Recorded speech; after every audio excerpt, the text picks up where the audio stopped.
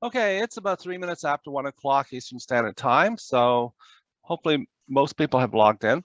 My name is Mike DeCecco, and I'm president of Canadian Antique Phonograph Society, and I thank everybody for joining us here today on this rather warm, in Toronto it's overcast here, but it's still a nice day. And it's the first meeting following the summer, so it's nice to get things back to normal a little bit and begin what we normally do at CAPS. So I'm just going over my notes here. Our last meeting was held in June, and hope everybody had a fun summer, and hopefully you were able to pick up some goodies. I find in the summer people do a lot more traveling and go to shows and garage sales and things like that, and hopefully you get some good stuff. So I'm going to take a brief overview of what we have planned for today, and then we'll begin. We've got a lot of announcements and things to cover too, so I'll have to get through some of those more quickly. And we'll start off today's meeting with Norman Brooks. He's going to present a video of a very unusual record changer. It's a Victrola VE10-35X of 1928. And second, we'll have Sean Scally. He's a relatively new member of CAPS, and he's created his own podcast titled Dead Wax 78s. And he deals with a variety of topics around the early phonograph and the artists. I've viewed a few of his podcasts and thoroughly enjoyed them. They're nice to have on, very professionally done. I think you'll enjoy them too. Thirdly, we have a short Laurel and Hardy clip that I happened to get sent to me by my mother, of all people. And it's just a funny little thing. Thought you might enjoy it. As phonograph related somehow. And we'll finish up with Mark Caruana Dingley doing a walkthrough of a Midwest Music Expo show that was held in June outside of Chicago, Illinois this past summer. So following the videos, we normally take a break and you can chat with people online, as we've done before.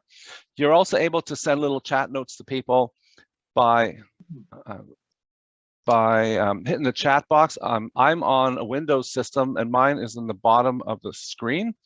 And you just hit the chat and then you can type in a note to everyone or just a specific person. Let's say, and then after that, we'll have an auction. There's not too much in the auction today, I believe 6 records. So they shouldn't take too long to go through that, but they are good records. And I normally start off by asking if we have any new guests or members today. Anyone like to come forward? Bill had told me about a new member named Robin Smith in Winnipeg. Robin, any chance you're here today? No? Okay. Any guests who want to come forward and say hello? I'll take that as a no. Okay. Let me move on to page 2 of my notes. I should start off by saying too, you might notice a difference in that Mike Bryan is not here with us today. He was not able to make it, and filling in his shoes will be Mark Caruana, and he's being our technical administrator. And Mark's also commented too that sometimes you might see a lag in the video if he has some buffering issues. Mark, did you want to say anything about that? Is there anything more to say what people should do? Yeah, sometimes my Rogers internet freezes or I lose it, but we have 2 co-hosts so they can keep the meeting going. And I usually am back in like a minute or 2. The problem is if that happens while I'm playing a video, then the video will freeze or stop. So we'll just play it by ear. I did this once before and it worked fine. So great. Okay. And getting on to announcements, I just wanted to remind everyone in the last meeting in June, CAPS held their elections.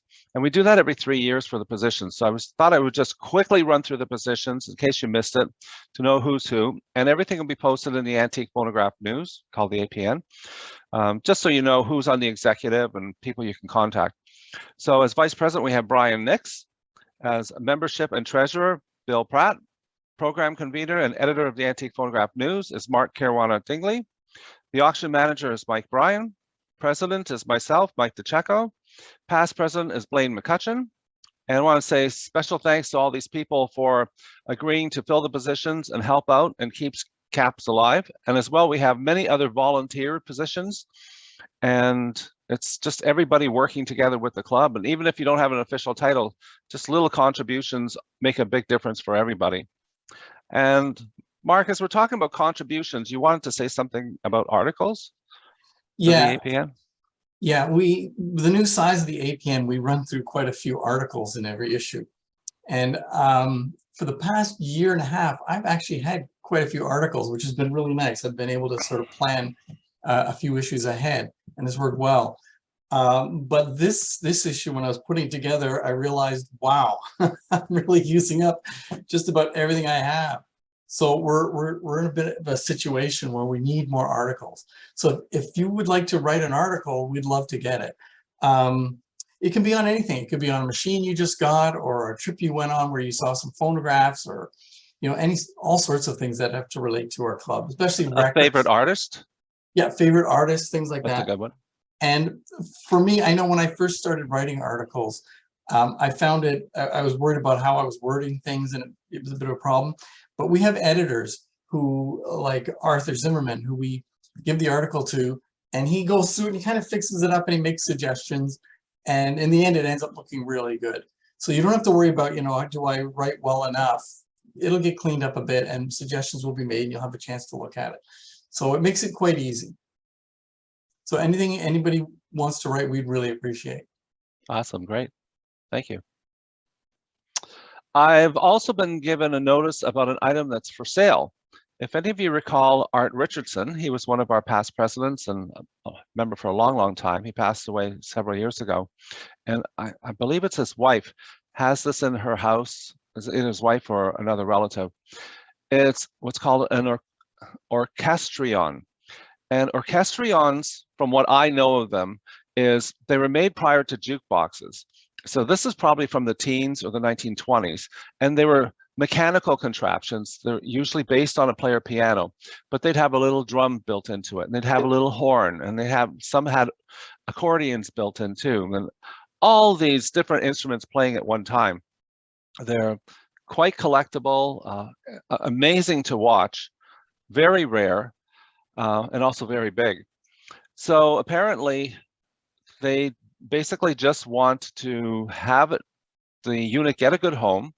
And I've got the contact information for Ed Moran. So this would probably be in Stouffville, Ontario. And essentially you'd have to make your own arrangements to come pick it up. The price is, I'm told, quote, cheap. So you'll get it for a very good price. It's been overhauled, it works perfectly. And again, it's just a matter of somebody suddenly wanting to get rid of this.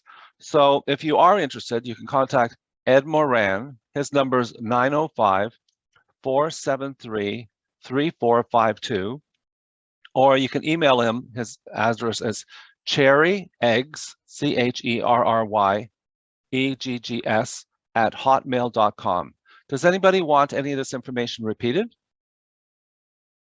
No? Okay. I could type in a little note later on in the chat section with the information. And again, it's an amazing deal. And I did an article about Ed and his wife Diane several years ago, and Ed's got one of these units too, and it's just like the showcase of his house, watching this thing play and light up. So I guess that's why Ed's not interested in it, because he doesn't need two of them. So if you have the room for it, it'd be a great piece for your collection. I have a question. Sure. Did orchestrions have different roles so you could get different tunes, or were they just set to play one piece of music? I believe they had different roles. Now, I didn't write it down. Bill, you had mentioned the type of role that it used. I'm going from memory. Ed mentioned to me it was an O roll. That doesn't mean anything to me, but no, me neither. And I think they remanufacture some of the rolls for these machines because there's such a demand for them. So the rolls, of course, besides playing the piano music, trigger all the other instruments too. So it's quite a machine to watch. I think I have a picture of one. Oh, and great. Give me a chance to check how my share screen is working. We can see it. Can you see it? That's it. Yeah, that would be one. You see the accordion, the little drum set, the cymbal. There's a triangle bell there, a tambourine. It all works off of rolls. Yeah, usually all that's covered up, but yeah, I don't know what his is specifically like, but that's the idea. Ed's lit up too. It had like little lamps on it, and it just was a showpiece. And my understanding is a lot of the companies that used to make these stopped making them in the early 30s once they started switching to jukebox manufacturing, which were cheaper and didn't take up as much room, more demand. Tom Waits uses them in some of his music, sort Does of he? middle period. Yeah, he likes that odd stuff, so. Oh, interesting. So Tom, you don't need one out there, do you? No, I don't. And it would probably be pretty hard to get it here. I'm sure it would be. It's a long trip. Yeah. Yeah. There's a fellow out here in Edmonton that has collected these types of machines, all mechanical machines, and he's even built a building for all his collection. So it's quite a machine. He's restored the one he has, the same one as you just showed the picture of. Oh, It's beautiful. Yeah. great. Okay. So actually, maybe Bill, can I get you to post Ed's phone number and email in the chat section in case anyone's interested? And I'll keep talking. Okay. Yes, I will do that. Sorry. Thank you. Okay. Thank you. I just thought I could do it, but I'd have to wait till a video is shown. Okay, our reminder notice is that our next meeting will be October 23rd. And at this point, from what we know, it looks like we will be able to hold the meetings in person at Centennial College in the East End of Toronto. And it's great news for people who are in the Toronto area and regularly attend, because a lot of them, quite frankly, don't attend these Zoom meetings and used to attend those. However, we also know that we've had many members in the past from all over Canada and the US and other countries too, who are attending our Zoom meetings. So what we're going to do is be working on how we can have sort of a hybrid combination of a meeting in Centennial and at the same time, Zoom that meeting out to those of you who regularly attend these meetings today. So we're trying to get both going, which will be good for everybody. And we'll have the video presentations and discussions, things like that. Probably, and again, we haven't settled anything yet. We have to meet with the executive probably a few times to discuss this. My first thoughts is that probably the auction would not work because a lot of times it's things like a box of 78s. And you have to really go through it and find that one or two records that you really want. And it's kind of hard to do that online. And quite frankly, like we sell bigger items through the Zoom auction, but in person, I notice it's a lot of smaller things that tend to go. So we'll work out something there, and we'll probably end up going back to the system we had before, where we have the larger items listed prior to the meeting. And then if you're interested in them, you can do an absentee bid on them, and your bid is announced during the auction at Centennial. So anyway, it's good news, but we know we have a lot of work to do in order to make this work. And I don't have a lot more information to add at this time, other than I will certainly do my best to keep everybody connected with both the in-person and the Zoom meetings. What else here? Does anyone have any announcements that they would like to make? Mark, we can't hear you. You have to unmute yourself. Oh, there we go. Okay, I just thought I'd mention something that happened this morning that I thought was really interesting. Most of you know that Emil Berliner invented the Berliner gramophone and the flat disc record. Well, his grandson, Oliver Berliner, who's 93, has corresponded with me in the past about things to do with the history of the gramophone. And he called me this morning very excited because there's been some new research on the origins of Nipper, the logo with Nipper and the gramophone. And it changes a lot of what we thought about where it started, because up until this point, the Nipper logo was first used in Canada and first registered in Canada, but now that looks like it's in doubt. So he called me to explain about this, what's going on, and said he'd love to write an article if I could fit it in the next issue. So he's going to email me something tomorrow, and it'll be in our upcoming Antique Phonograph News. But it's something that will change a little bit of the history that most of the books have been stating about the origins of that logo. So I thought that was quite interesting.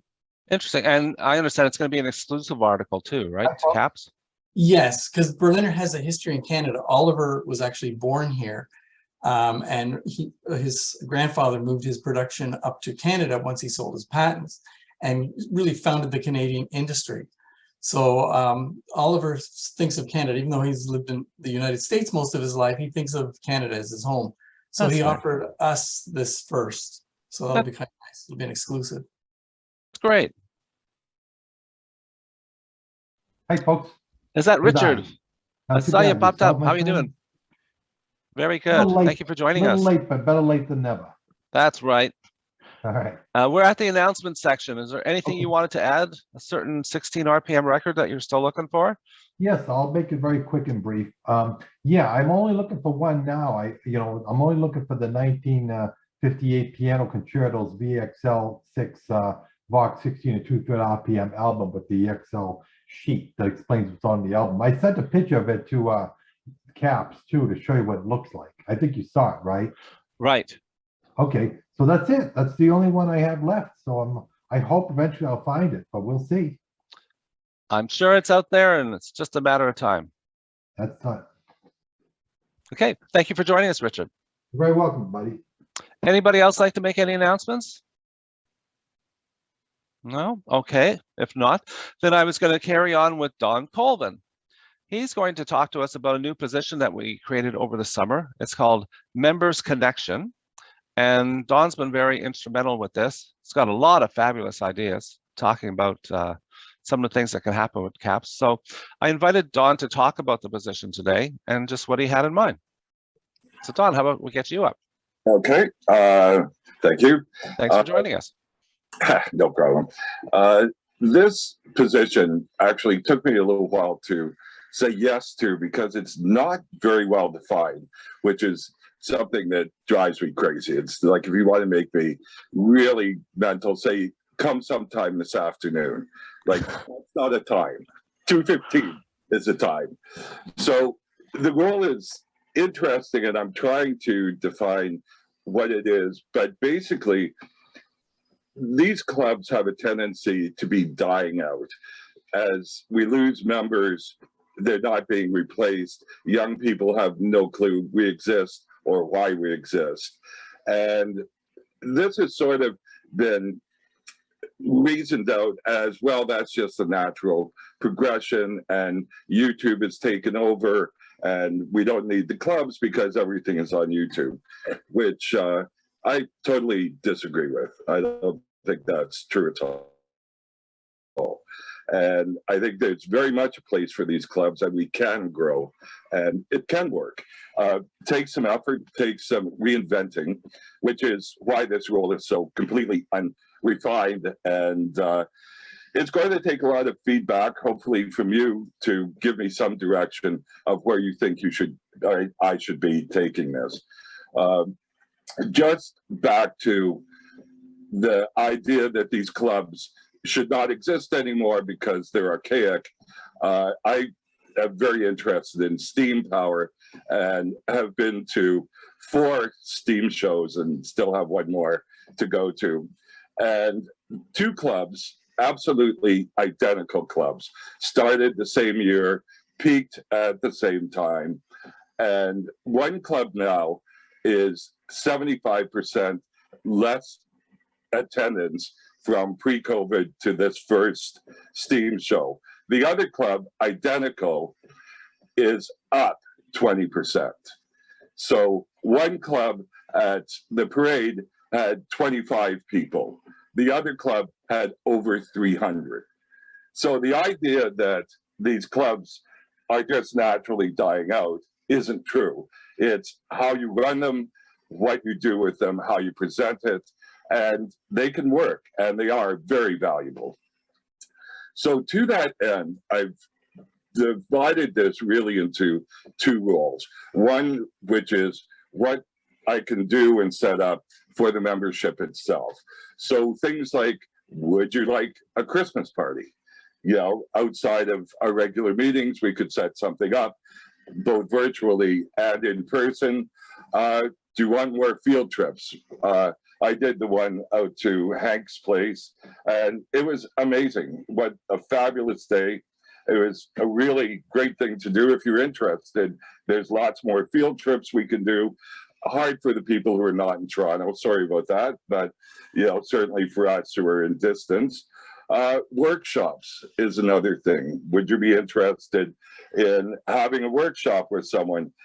This summer I got into replacing springs in gramophone motors, which first of all, it's super icky, which is not my kind of job as a rule. And I have to say, being a SAC, I make them undo bandsaw blades after I buy them, because I don't like the idea of something that springy heading towards my head. And so I was, with some trepidation, on replacing these springs. I found out I really like doing it.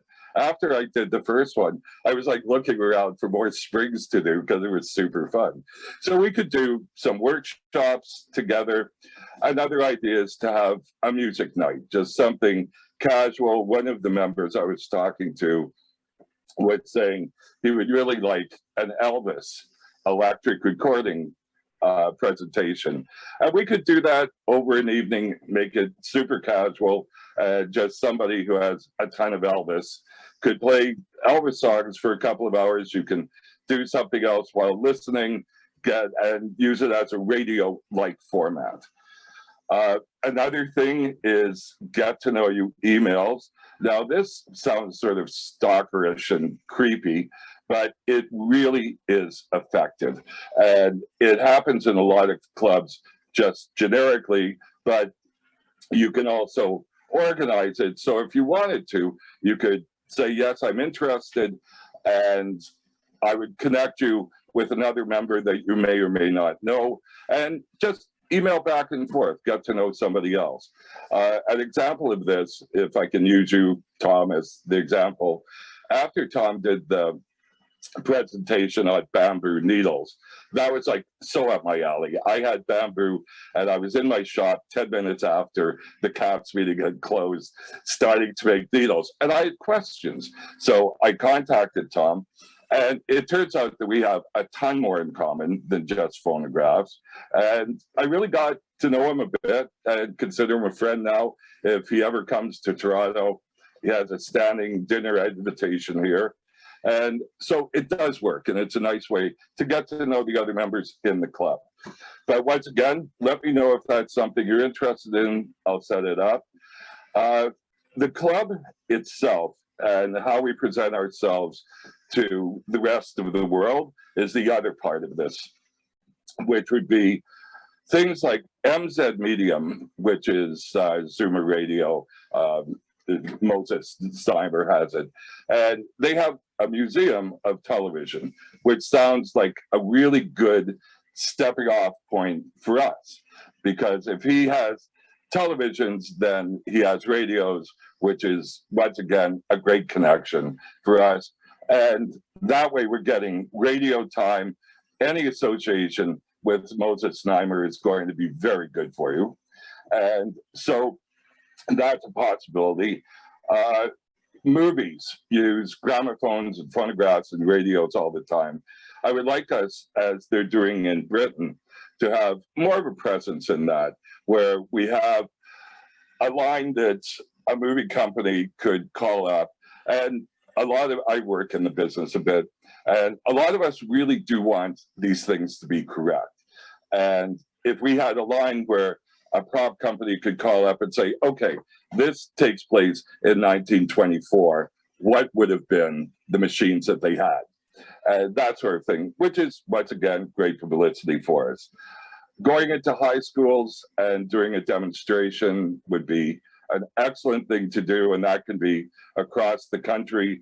I'm sure we could put together a presentation video that'll help you get started. So if there's a high school in your area that you think would be interested, by all means, that would be great. We could also do a fix a gramophone program. So these high schools that actually have tech programs still, there's lots of old busted phonographs around that we could donate to the high school and have the kids repair it. And then, although I'm an artist and don't really believe in competition, competitions really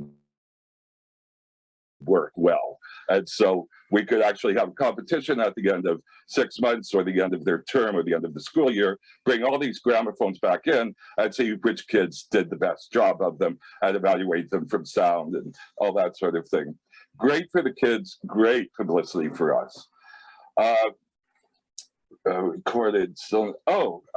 Recording cylinders. I would love to start approaching some people like Gordon Lightfoot to record a cylinder. And Louise Petrie is another one that comes to mind. Bare Naked Ladies might even do it. And because these people are famous, they seem a little out of reach, but these are the people I work with from time to time, and they're really not. All you have to do is hit the right nerve. Like if Gordon Lightfoot grew up with his grandmother having a cylinder machine and he liked his grandmother, and this is a fond memory, he would say yes in a heartbeat. Now, I don't know that to be true in his case, but it certainly would not hurt to ask them anytime they're doing, like Louise Petrie is in Oshawa doing a set of concerts. I would love to take a couple of intermissions and record a song or two with her, with the audience there, which once again, great publicity, and it would be really fun. And I'm sure that she would like it, being who it is. Interesting, Mark, you were saying about Berliner, and correct me if I'm wrong, but his birthday is May 30th. Is that correct? Okay, hopefully I'm right. So I would think that would be a great jumping off point for us to do an exhibition. Once again, sorry for the out-of-towners, but it would be in Toronto, and do an exhibition based on Berliner's birthday, and getting media coverage would be really, really easy. Media like breakfast TV and those kind of places absolutely adore occasion-based advertisements and performances and stuff like that. So if we had Berliner's birthday, we could certainly get a ton of publicity for it and have a showcase during there. Anyways, those are just out there. Once again, I have now an official CAPS email, which is membersconnection@capsnews.org. So I will be as good as you feed me information. I like working, I'm fairly connected, I'm pretty salesy and like promotions. And so I will do whatever I can, but truly, send me feedback. I got broad shoulders. If you think I'm doing something dorky, tell me. I will not be offended. I want the club to do well. I want to do well for the club. And yeah, talk to me. Let's see what we can get happening. Okay, that was already too long, Mike. That was fine. So you've all heard a lot of Don's great ideas. Give me some feedback. What do you think? Comments? Well, Mike, I think he's doing a very good job. I think he really gave a lot of good feedback. Thank you, Richard. Love the idea of a workshop, like replacing springs and oiling and things like that. I would really like to attend something like that. Yeah, that's a great idea. Yeah, these are great ideas. Don, were you, sorry, go ahead. Hey, it's Chris and Ajax. Yeah, Don. Hi. Hi there. Don, yeah, terrific presentation. I think that's an excellent idea. I think maybe it'd be a good idea if you could, maybe someone could have some of those ideas that you had given out listed somewhere on a link connected to the CAPS page, because I think that'd be a good thing. And don't think that if you don't get an avalanche of interest, that it's not something that you should repeat in subsequent meetings, because you'll capture people's imagination and interest, which you have in me. So I think it's a great idea. It's well presented, and as you kind of have to spoon feed people stuff. So if you can present it in writing too, I think maybe a couple people might say, "Hey, I'm interested in that." Then send a word, and then that'll start the ball rolling. But excellent idea and a great presentation. Okay, thanks. Okay, yeah, sure, we could do that if I could coordinate that with you, Bill. We Okay. could also use it as an article, like I can publish it in the APN. Okay. That's something to consider. Always thinking like an editor, Mark. Way to go. Which is great, because then we would get it out to the people who are not just attending this Zoom meeting, but anyone who gets a newsletter. Right. And I would assume that, you know, not taking as long as this time, but I would assume that I would give an update every meeting as to what's going on and what we've been able to accomplish thus far. That'd be But great. yeah, I think that's a very good idea. I can write something down and send it to Bill to correct, because I'm not much of a writer. We'll help you out. Well, aren't you the guy who used to do all the meeting highlights for us? Yes, yes. Did pretty good. Well, that was after the editing. It was good. Okay. Dawn, I wanted to comment about something you said. You've often referred to these things taking place in Toronto. And I know in the past, we've often thought CAPS does not have to be exclusively Toronto. Like there's so many collectors throughout the rest of the country. And so like, if, let's say we had 3 or 4 collectors in BC who wanted to do something and approach a TV station or whatever, I'm sure you'd probably be able to help them with that too, right? Absolutely. That's, right. I didn't really get into it too much, but with the high schools and with the TV promotions and anybody who's a celebrity in your area, if you're not comfortable approaching them, I am. And awesome. I would happily, you know, contact a school for you or contact an artist in Vancouver if, you know, you want to pursue that. I will. Honestly, my position thus far that I can make it out is I will facilitate anything that I can to help you get what you want out of the club.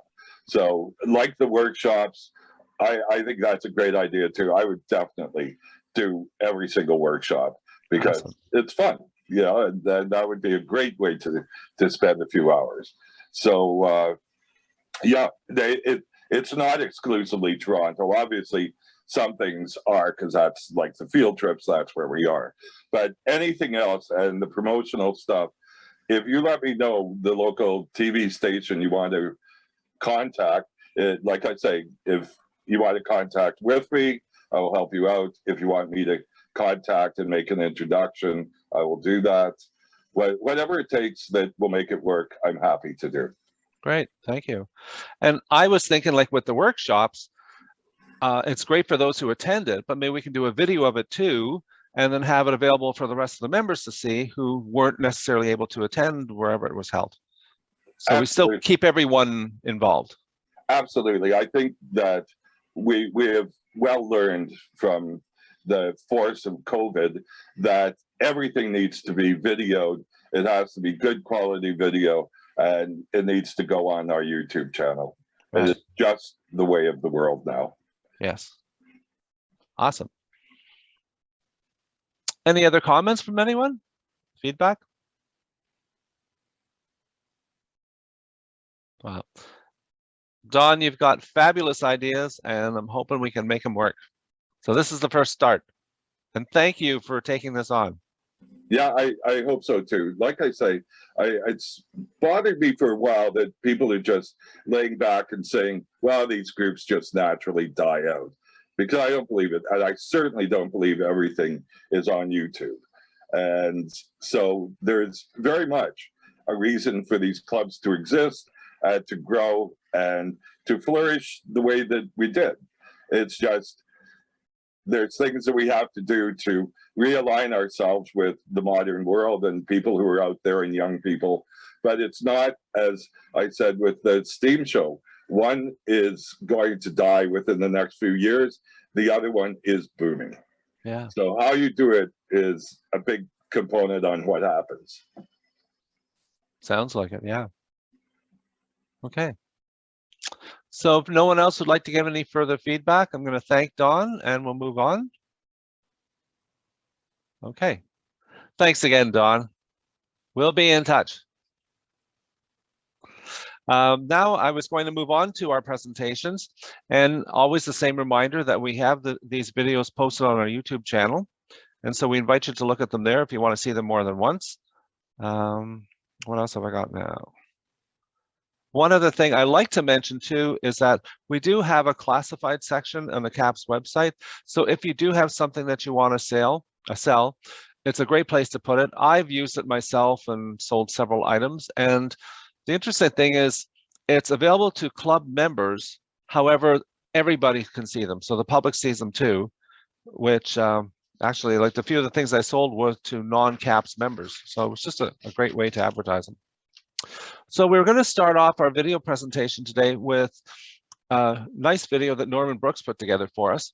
You remember that Norman Brooks is in Nova Scotia, and he has had this machine in his collection for a while, and I'm hoping he can tell us a little bit about it. I did some quick research on it today, and apparently it was this, or a few days ago, it was the second machine that Victor made in the late 1920s that was actually a record changer, because I started seeing that the need was necessary to have something that could change the records on its own, and they can come up with something that was technically feasible, and figured it would sell very well to the public.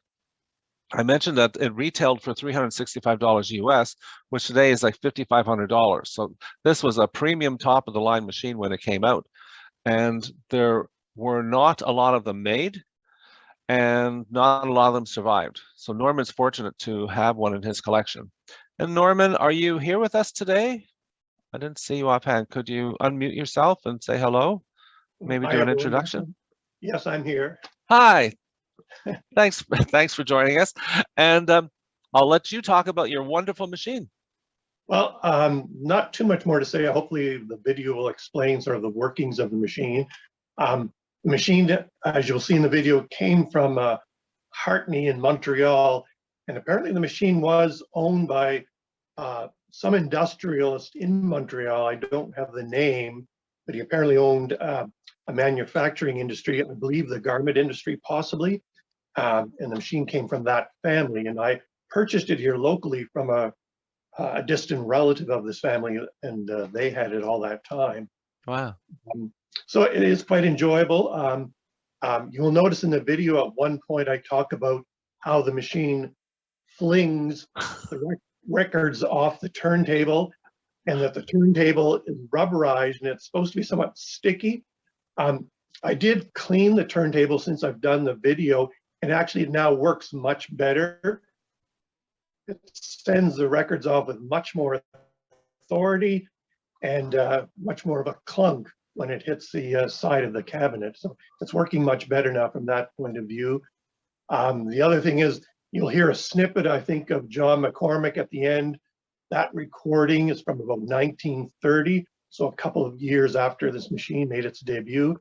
And I do apologize, the records I put on the changer are awfully dusty. I should have cleaned them off, so I do apologize, they look terrible but for the video, but hopefully everybody enjoys it and gets an idea of how the machine works. It is, as mentioned, fairly rare in the sense because this machine escaped the recall that Victor did, and Victor changed some of the parts of the mechanism. This one's as original, so there's fewer of these around than the more later ones that they altered and so on. So I guess go ahead with the video whenever you're ready. Okay, before you do it, from what I recall, I think Victor there were some mechanical problems with the machine, and that's partially why that Victor recalled them. Yes, that's from what I understand my research online, yes. Right, okay. So let's begin the video, and it is a little long, but I think it's really necessary because Norman takes you inside and outside of the machine like you couldn't get a better view of one. And there are videos on YouTube of this machine, but they're very brief and they just show the changer. Norman's gone through everything of it. So thank you again. Okay, Mark, let's roll it. Okay, so let me know if there's any problems with the audio. Hi, my name is Norman, and I'm a CAPS member here in Nova Scotia. Today, A little louder. Automatic orthophonic Victrola. Is that louder? 1035. This particular model is from Yes. 1928 and sold by Hartney in Montreal. I'll try to show you a little bit of the inside of the machine, the horn, as well as its operation. It does not work 100%, but it will give you an idea of the instrument's capabilities. So I'll take the phone off the tripod and show you a little bit of the machine itself, and I've opened up the door of the machine, and you can see the grill cloth and doors. And we will zoom in here on the operating mechanism.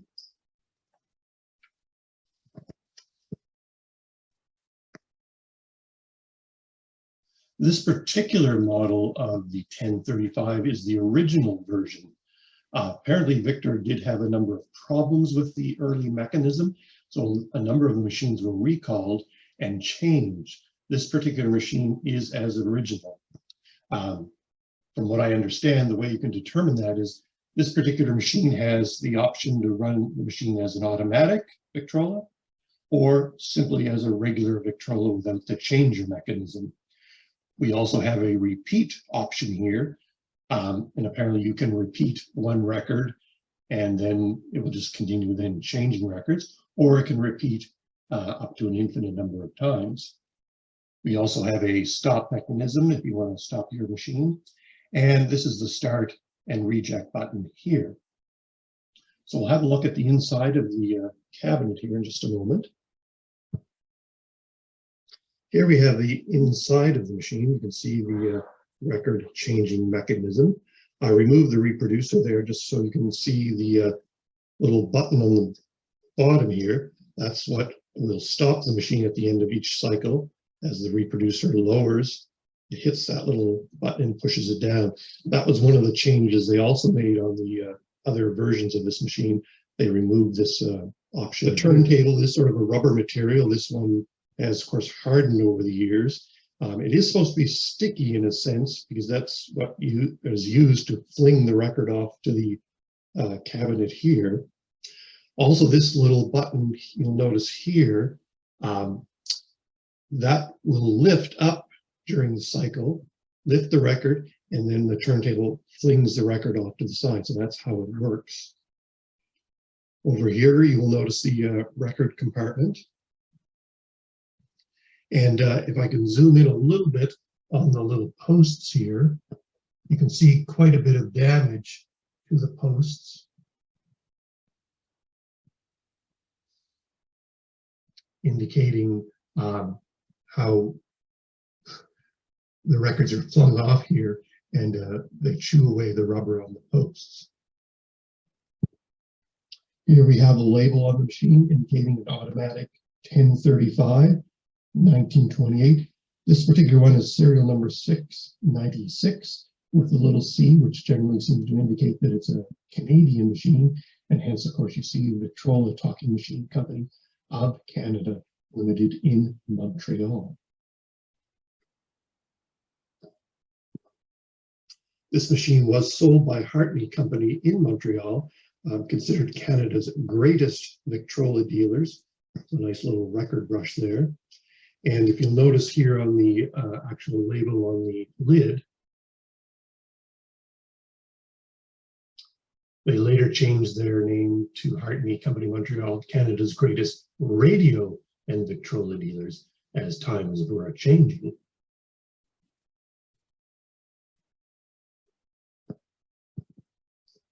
The machine does have record storage, and I will demonstrate how you open the doors here in just a moment.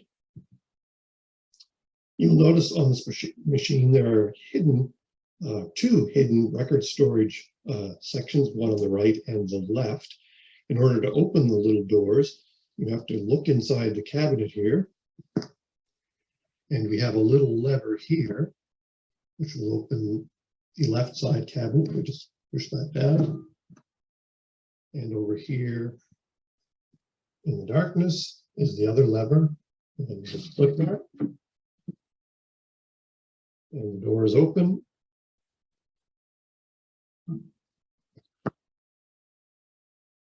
And revealing the storage there. Enough for 2 albums on each side, 10 or 12-inch albums as your preference.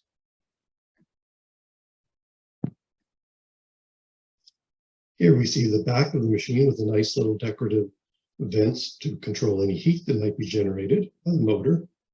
And if we zoom in on the little label down here,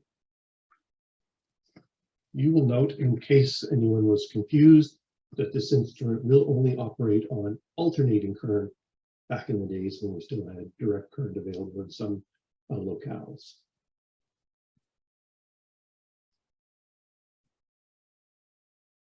Take a moment here and take the back off just to give you a little idea of what it looks like inside. Okay, so we've removed the back and you can see the inside of the machines, including the beautiful metal folded horn. I will show you an identical horn in just a moment outside of the machine, just to give you an idea of what it looks like. You cannot see the mechanism of the machine too much here, but it'll give you a little bit of an idea of what we're looking at.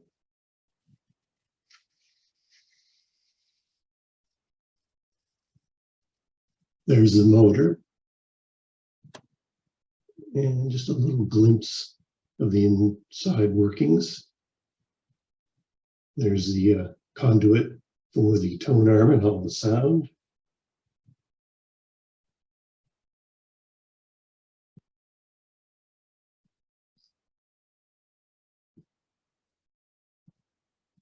All the wonderful old wiring that they use with the cloth coverings.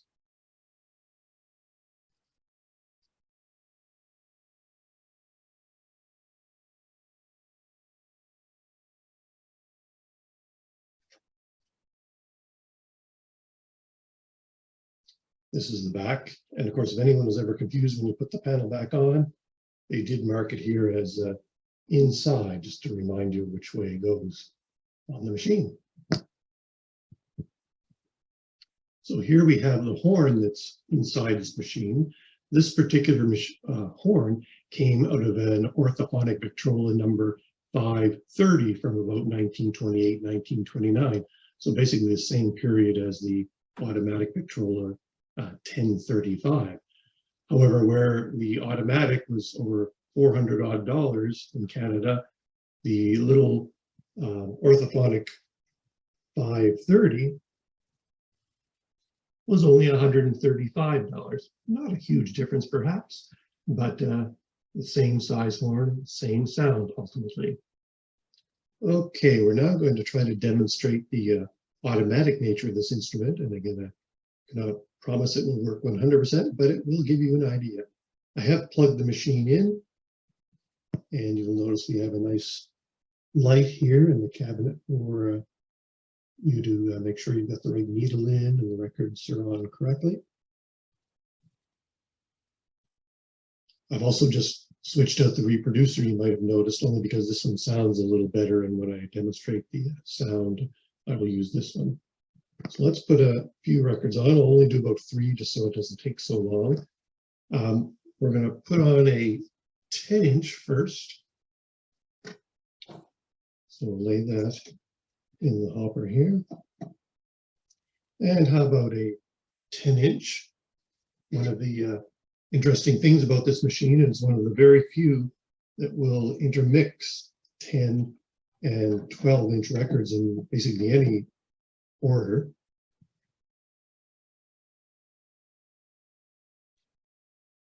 And let's put another 10-inch on here, see what happens.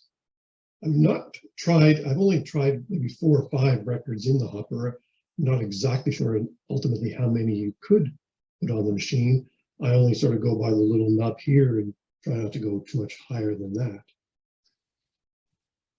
So let's make sure the machine is set for the automatic version. And no, it's not. It's still on Victrola. So we'll switch this over to the automatic option. And in a moment, I'll press the start reject button. We'll see what happens. So let's just make sure everything is set here. Bring over the reproducer and we'll set it on the stop here. One of the things this machine does do at the moment is it will not play a record through on the automatic mode at the moment. Something needs to be adjusted. So it'll start to play the record and then it will reject and start the next record, which is fine for demonstration purposes. There's also a bit of noise from the motor. I believe there's an issue with the governor. I think I could see inside, it looks like one of the governors may be damaged. So bear with us as we try that. So let's press our reject button and start.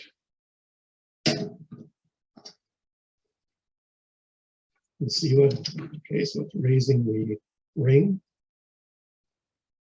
It's pushing the 10-inch record forward.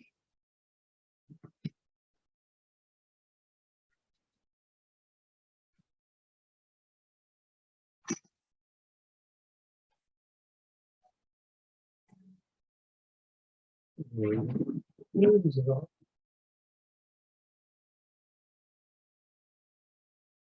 Now let's try a 12-inch. And hopefully it will survive.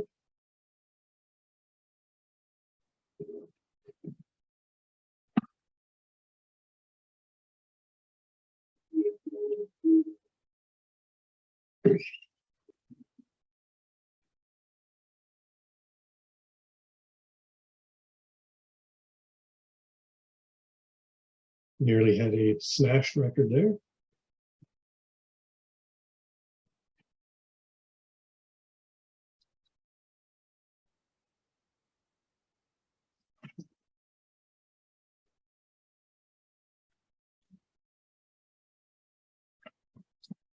There you go. And now no more records, so it's checking.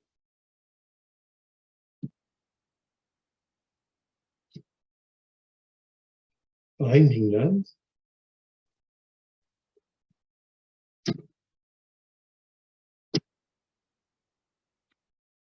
And there we have the operation. Now let's see if we can actually play a record just to give you an idea of how the machine sounds. And there are the records successfully in the bin there now. Apparently, on this particular machine, the turntable is supposed to revolve faster during the reject portion to try to spin the record off into the hopper a little better. And also because it's supposed to be sticky, that's supposed to help too. Again, this one is not particularly sticky, so the records do tend to slip a little bit there, as you noticed on the 12-inch version. There's also a little bar here they've applied to try to facilitate the movement of the record. The later version of the 1035 had a little roller bar here in place, again, to help things a little bit better. Okay, now we're going to demonstrate just straight Victrola option, which I think is a very useful feature, which they seem to have eliminated on later versions of this, because oftentimes maybe you just want to play a record and not have the record changer use. We're going to select here a recording from John McCormick, a particular favorite of mine, entitled Ireland, Mother Ireland. So let's go down and make sure we have the correct setting. And we're still on automatic, so now we have to switch it up to Victrola.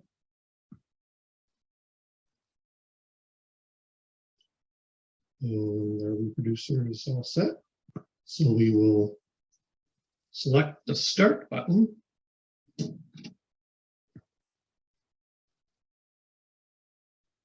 And you notice now nothing is happening. The record changer is not operating in any capacity. So let's place the reproducer on the record and let's see what happens.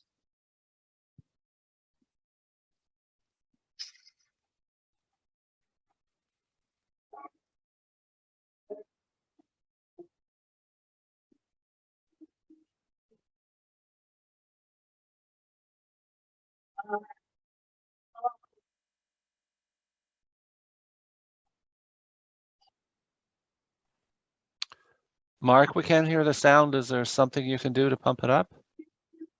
Can you hear it now?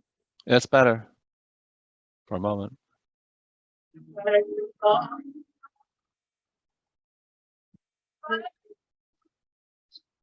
It's just not working right.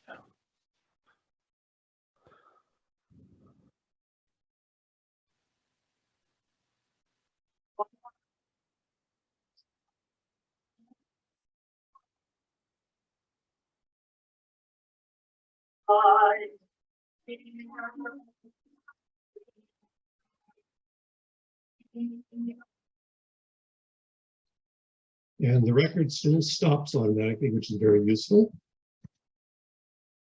That was a thrilling recording. I love John McCormick's voice, whether it's acoustic or in this electrical version. And you set the reproducer down there. So there you have it. There's the automatic orthophonic Victrola 1035 from Hartney in Montreal. Thanks for watching. Thank you, Norman. How about some feedback for people? Any comments? Hi, it's Chris here. Norman, that was very, very interesting. Very interesting. You mentioned, I think, Mike, you said that it was going to be a long video. It wasn't long enough. It was terrific. Very interesting. Yes, we didn't hear the music at the end. That's too bad. I have a couple questions for you. I noticed that on the back where the electrical plug comes out, the circular opening, it didn't seem finished, and that looks a little unusual to me for a product like that from Victor. Do you think that maybe there was something that perhaps framed the opening at one point? I don't believe so. I mean, the black panel just goes over the, you're talking about where the plug attaches, correct? The actual circle where the plug comes in, it looked to me like it was kind of unfinished, but maybe it's just the visual that I could see, you know? Yeah, I think it is as it is. Perhaps, I mean, there's no evidence of anything that was attached there. There's no screws, there's no glue marks. I think it was just a hole, and perhaps there might have been a little fiber disc over the plug inside to prevent fingers from touching the electrical contacts at one point, maybe. That's the only thing I can think of that might perhaps be missing. But yeah, no, I think it's pretty much as you see it. Is the reproducer and the arm any lighter than you would expect from an orthophonic machine because of the action that needs to take, or is it the same when it's on automatic? Right, I've not measured the difference, so I can't speak exactly if there is a difference, but the way the tone arm is lowered down on the record, it doesn't seem to rest completely on the record. There's a bit of uplift on the reproducer, as it were, maybe, so perhaps there is a slightly lower tracking force, perhaps.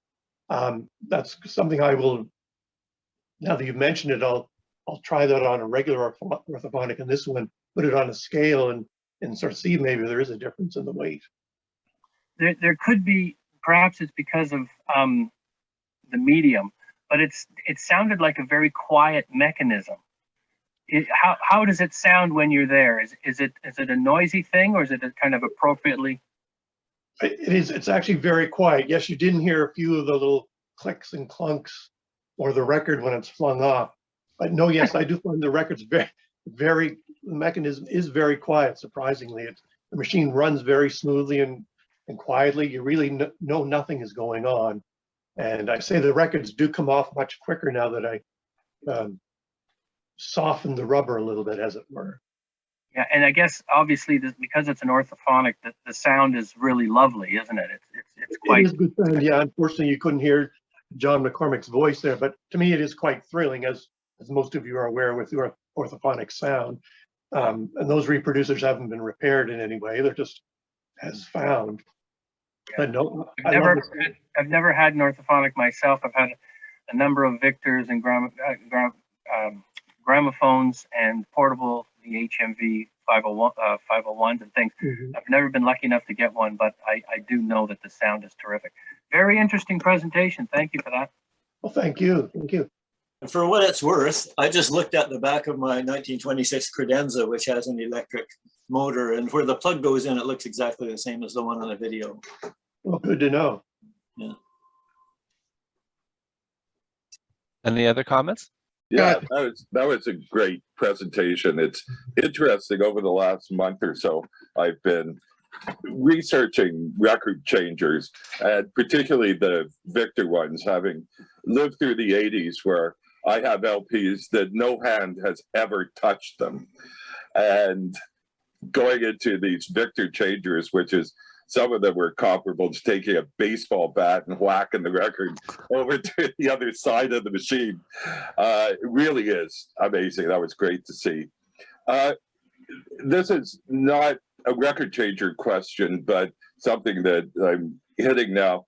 With the electric motors, when they still had governors, did the electric motor just run faster and you put more load on it? And if so, how much faster? were these motors running? Because the ones I've looked at, it doesn't seem like the pulleys slip.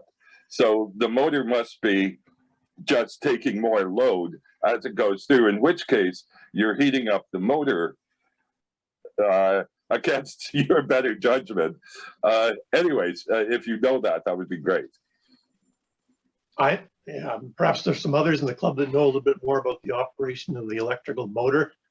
When I mentioned the governor, I think one of the governor balls is missing, but I guess you don't notice it because of the torque of the electric motor spinning the turntable. So maybe the missing governor ball doesn't affect that so as much as it would on a regular spring wound. If the governor's missing, there'd be all kinds of problems. So maybe the force of the electric motor is negates the governor in some cases. Again, there's others out there probably know far more about the electric motors than I do. Tom, Ray, did you want to comment? You know a lot about those motors. No, I don't know a lot about them. I just happen to Oh, have thank you. one. And on my credenza, on some records, it will slow down. So that's one of the reasons I added that counterweight, to take a bit of the weight off it. So instead of the, say, 140 grams or whatever the normal weight of the needle on the record is, I take it down to about 80, and it doesn't slow down then. It's just, and the bits of research I've looked at online, there's all sorts of different people have different opinions or stories or what's going to make them run. And I don't know a lot about electric stuff, but my motor doesn't heat up and it runs nice and quietly. It just doesn't seem to have a lot of horsepower. Okay. So I'd much rather have a wind-up one. I don't know, it just seems less trouble. So yeah, it's interesting because the motor would obviously heat up if you're putting too much drag on it. Yeah. And so there must be some magic number of, if there's no load on it whatsoever, that it's spinning at 100 RPM, and then as soon as the tone arm is down, then it slows down and will run at 78. But I don't know what that is. I actually have an electric Brunswick, so I'll be taking that apart and seeing if I can figure out what happens. Don't forget to put it back together, though. Well, I might turn it into a glass machine. I saw as I was going through some of these machines that were encased in glass, and that definitely appeals to me. And given that I do stained glass, I thought that might be kind of fun to have a stained glass machine and a stained glass horn. Huh. We'll see. One more project. Yeah, with lights inside too. Everything needs lights. Everything. I think you guys are moving on to jukebox territory there with the lights and transparency. But Norman, one question I had is, what kind of needles would you use with this? Because you couldn't just use a regular steel needle to play like 10 records. Well, it's a good point. I mean, all I have at the moment are steel needles. I don't have any of the tungstone needles that Victor would have had maybe at that time, which would have been useful. So yes, when I'm playing it on the Victrola setting, I just use one needle, of course, per slide. And obviously, since it wasn't playing the full records through, I wasn't too concerned. But that is an interesting point. I mean, I guess that's where those tungstone needles, which could have had multiple plays, would have been really the only choice if you're playing 5 or 6 records at one sitting. But it's interesting. And Tom Marie, again, your cactus needles probably could play several records at a time, right? Well, it depends. Yeah, if it's a loud record or something, like sometimes the cactus needle won't make it through a single side if it's a real loud record or if it's in rough shape or something. And then other times, if it's a real quiet thing, like I think I have a record or two, they're like oboe and piano, very soft classical music. I've played 10 sides with a thorn or a bamboo. Oh yeah, and you had also said you had some trouble with the bamboo needles. I was thinking about that. I meant to email you, but didn't. Make sure your tone arm is moving smoothly side to side, because if there's some resistance, then it will really rub on the side of the bamboo needle or the thorn needle and cause premature wear. So check that out. I find that it's the condition of the record mostly that plays a role in wearing down the needle. And even just simply cleaning it, just clean the record thoroughly before, because quickly that dust builds up on excuse me, on the needle, and it's crud all the way around if you don't clean your records. That's very important. Good point, Steve. What does everybody think about the mechanism, the way it discards the records? Would you want to put your best records in that machine? No Oliver on that machine, I'll tell you right now. No black patties or Paramounts, yeah. It's amazing that that's the system they devised for it. And I've seen some other early record changers too that flip them and put them in chutes and everything else. And it's like, Well, they didn't think about longevity back then. That's right. They didn't think we'd be playing these records 100 years later, right? That's right. Or they'd have any value to them. Right. And that was one of the more gentle of the changers. Like, I mean, that was sort of the Cadillac of the changers. There were a whole bunch of Ford changers out there too. Oh yeah, yeah. There's one that flips it and just drops it vertically. It is strange though. It is strange though that records were not cheap. So it is unusual that they didn't come up with a process that was more gentle to the records. And I know better than to say it's because the machines are not like new, that sticky quality on the turntable, and then the more rubberized pieces that receive the lack of a better word, flying record into its place. It is surprising that everything else is so well designed that piece would not be as well designed. And maybe it's just my ignorance, but it doesn't make a lot of sense that these great mechanics and engineers didn't think of that. I don't think records were that cheap. They were important to people. They wouldn't want them breaking. They were not cheap, but look at the that's a great point. But look at the people who are buying these records, and certainly buying these machines. Anything on a red label was actually bought by wealthy people. Yeah, good point. In fact, I have a beautiful walnut credenza, and I was told by someone if you had one of these in your living room at the time, you had a Duesenberg in the driveway. Wow. Yeah, I'm sure that's it too, that a lot of this is marketing and just the action, like the one that changer that flips the record up and over. Like, I mean, all of that mechanical stuff is what you're paying the big bucks for. You know, you want it to rattle and roar and do things for that kind of money. Yeah, so you want it to look sexy for people to look at it. Yeah. You're good. And I think the money that you spent to get something to impress your fellow rich folk was probably worth destroying a record here or there. So good. You can buy more anyway, right? I worked on a speaking of gentle treatment of records, I worked on a Brunswick and it had the central stem, which would then drop the records.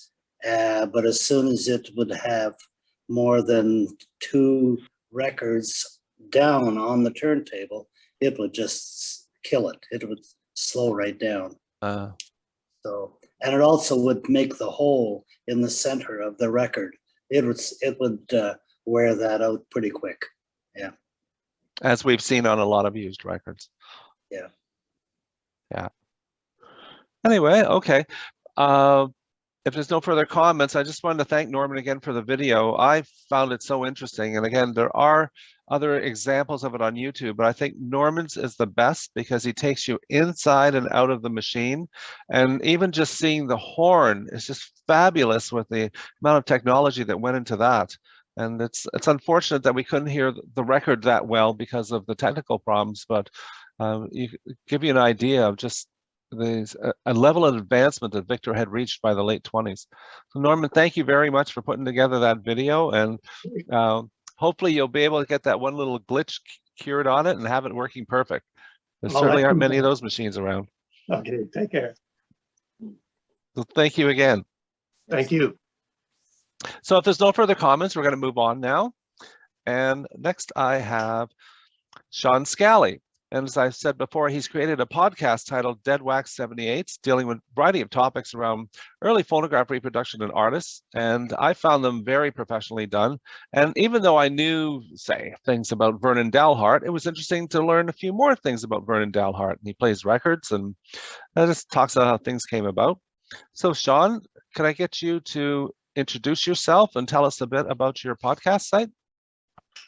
Thanks, Mike. Thanks for having me, guys. Thanks for joining us. A Sean, little bit about myself, retired veteran, worked for Hydro, and I live in Trenton, Ontario. So if you ever buy, let me know. And it's hard to find any other collectors really close. So myself, I like to rebuild them. So I've rebuilt 4 different phonographs.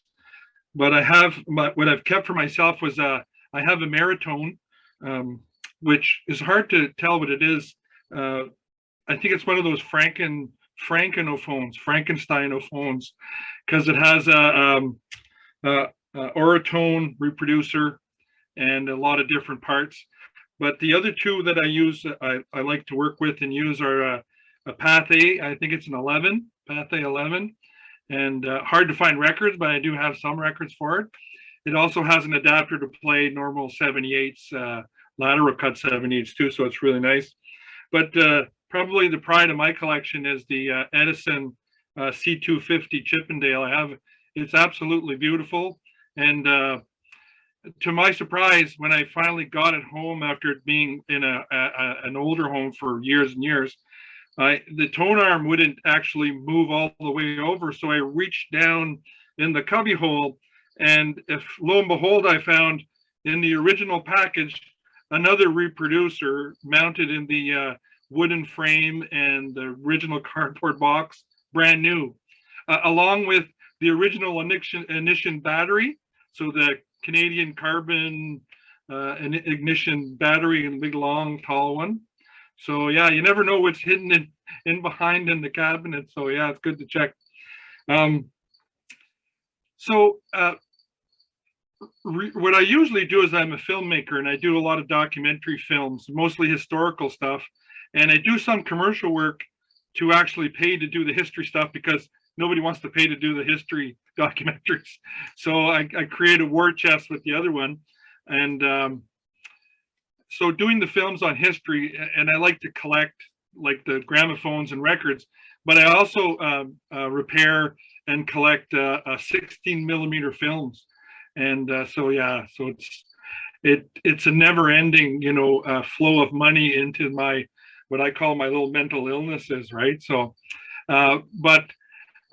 doing the podcast, like a lot of things, was part of a pandemic project. I just wanted to produce a podcast with my own voice. I usually use voiceover actors for the other stuff. And I think what drives it is the research, the discovery and the research of all the different topics, which actually led me to CAPS, of course, pretty early, and finding like-minded folks that like everything that has to do with phonographs or gramophones. And I like to add the music, which is luckily enough is beyond copyright, most of it. So you get away with using that music in a kind of a Creative Commons way, which is a lot of fun.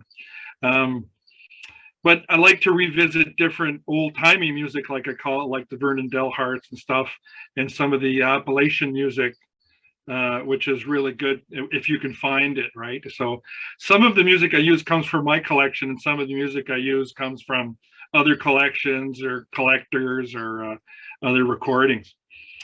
So so saying about the film part, I'm really looking forward to the Laurel and Hardy black and white that's going to come up here. So that'll be pretty cool. It's just a short little clip. It's just a little teaser. Yeah. So, but Sean, can you tell people what is a podcast? Oh, so yeah. So what's a podcast? Know. So a podcast is actually something. It's like a radio show, but they're free. So you can actually go and listen to podcasts. And mine is available on Apple now, finally, Apple Podcasts and Spotify and a whole bunch of other podcast sites. So they're available through apps on your phone or on your iPads or your computers. But you can actually go to a lot of the sites that produce podcasts, like Google, and listen to shows about almost anything. And if you haven't discovered podcasts before and you like to listen to, you know, audio or things like that, it's an amazing media that's been out for probably 8 or 10 years, where it kind of started out as a audio blogs. You know, some people are aware and they see them on YouTube, like Joe Rogan Effect and all these other talk shows that they do. They're actually, that's the video portion of an audio program. And if you're, it's like when you first discover eBay. When you first discover eBay and you find out you can find that really elusive part to fix what you've been working on, it's kind of an aha moment. If you have a subject that you're interested in, like true crime or music or news, there's somebody on a podcast talking about it. So you may find interest looking through all the subjects. There are literally millions of different podcast subjects. So again, the beauty of them is they're free, and they generate, some of the ones, the bigger ones, generate advertising. So you might have advertising on some. I don't advertise on mine, other than lately I've been advertising CAPS, news.org, giving a little you know, thumbs up to CAPS, because I'd reached out and asked to use some of the articles that were written over the years, because there's some really rich content in those online articles, which are great. And the research that's gone into most of them is amazing. So yeah, I like they've allowed me, who I give credit to on the podcast, allowed me to kind of use the content in a podcast form. But, and so I call it Dead 78s, Dead Wax 78s. I started with Dead Wax, but to find out there's like 3 other podcasts named Dead Wax. So I created with 78s, although I couldn't say 78s, 80 RPM and 90 RPM, well, pretty much anything in that old-timey music. And the reason it's Dead Wax is I think the introduction I used was dead artists, lost recordings at live host. So, you know, everything is gone, and but at least the host for now is alive. I'll knock on wood. So it's given me an outlet, creative outlet, to kind of talk about the subject of gramophones and phonographs and some old records, and share it. Now, there's not a lot of downloads and listens to it. Maybe it'll grow, but it's a lot of fun because it spurs the research. And when I start to research and start to read into things, I learn so much more, especially in repairing my own gramophones or phonographs or records, where to find them and all that stuff. And some artists I had never heard of that I've discovered and really like. So it's probably more for me, the podcast, than it is for everybody else, but it's a lot of fun to share that kind of information. If anybody's got questions about, once the podcast is done, it's always out there. So maybe say over the next, say, month or so, you may not get a lot of hits, but over the next couple of years, you certainly will. Yeah, certainly. And when you create your own podcast, what you have to do is have it hosted by a RSS feed provider. So there are entities online that host your show, and from there they aggregate them out to all different players like Apple and Spotify and all that stuff. I tend to keep the player on my own website, which is Sean Scally, SeanScally.ca, along with some other stuff, the other media that I work on. But yeah, you can get a hold of it there. And there's about 14 episodes now, and they range from about 20 minutes to 30 minutes. Nice and short, and I usually play at least 4 songs. And I try to keep the songs close to the subject matter that I'm talking about at the time, like Battling Divas with Clara Butt and Melba battling it out. And recently I did the Chromonophone one from CAPS online article that was written, and they're all Nova Scotia artists that I play, so it's kind of fun. So yeah, if there's any questions about podcasts, and or like Don said, creating videos or film, that's pretty much what I do. So pretty much what I do is create videos and film content. And yeah, if anybody has issues with creating videos or anything like that, happy to help. You can find my email on the membership list. Thank you. Sean, I mean, Yes. I'm going to show your website and the other page. Let me just pull them up quickly, and you could maybe tell them what they're looking at. Yeah. Hold on. This, oops. Yeah. That's good. Hip tunes, lost talent. That's a picture in the background is my my Edison diamond disc, which I'm very proud of. It's just beautiful. So I think all of you understand when I say that. Yeah, and For then sure. there's this page here. Yeah, there's me looking like a Arctic explorer. My beard was a little bit bigger. But on So- here, it shows some of the media, like some of the films below. You can get links to YouTube. I have a pretty extensive YouTube page with a lot of historical film clips that I've rediscovered. These are some of the films I have in my own collection. I like Canadian music. I like Canadian films, so I try to stay within that kind of boundary. Although it's pretty hard to stay away from some classic Hollywood films. Yeah, lots there. I like the old black and whites, of course, in the collection. And there's content in Dead Wax. You'll see it there. It pretty much just gives you a link if you want to just straight listen from my provider. It's right there. So yeah, and if you Google it, Dead Wax 78 Sean, it comes up pretty fast. Okay. Yeah. So I just wanted to let everybody know if you're thinking about podcasts or wanted to know more, or you're having issues with doing videos like Norm did, I'm happy to help technically and help you, like for cleaning up videos or fixing them or technical issues like that. Just contact me by email for sure. Thank you. I'm sure we'll be able to take advantage of your offer. And like they say on YouTube, subscribe and hit the notification below. Keep Yeah. those checks coming in. Of course. Thanks, guys. Anyone have questions for Sean? I have about 1,000 questions for you. I figured you would. Go ahead. So Give us a few. I will be contacting you because I don't think they want the CAPS meeting to go till next Wednesday. I kind of figured that, Don. I kind of figured.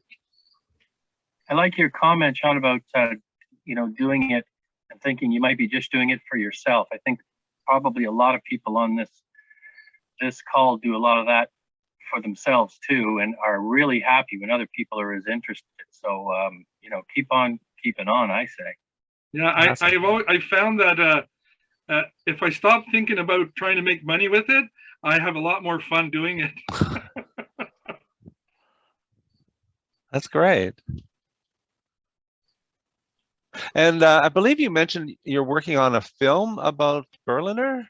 Oh, yeah, I've got several on the go shorts, and kind of part of when I'm doing a story, I always think of how I would do it visually. So I'm doing a short on Emil Berliner. It's called, the working title is The Master's Voice. And it's kind of a short that I can put to film festivals to bring attention to Emil Berliner, because I often ask people, do you know who that is? And they say, I don't know who that is. Is that a donut, a German donut or something? But so I thought, well, why not do a short and put it down in film festivals? People are usually interested in that historical aspect. And I don't get really deep into the Edison and patent fighting, but I always like to leave people more. If you're interested, go find out more, kind of deal. And with the CAP's permission, I can add that to the credits too, if you like. So, wouldn't Awesome. that be interesting to have as a, at TIFF, a couple of shorts that are Canadian related, just before the big film? It's TIFF.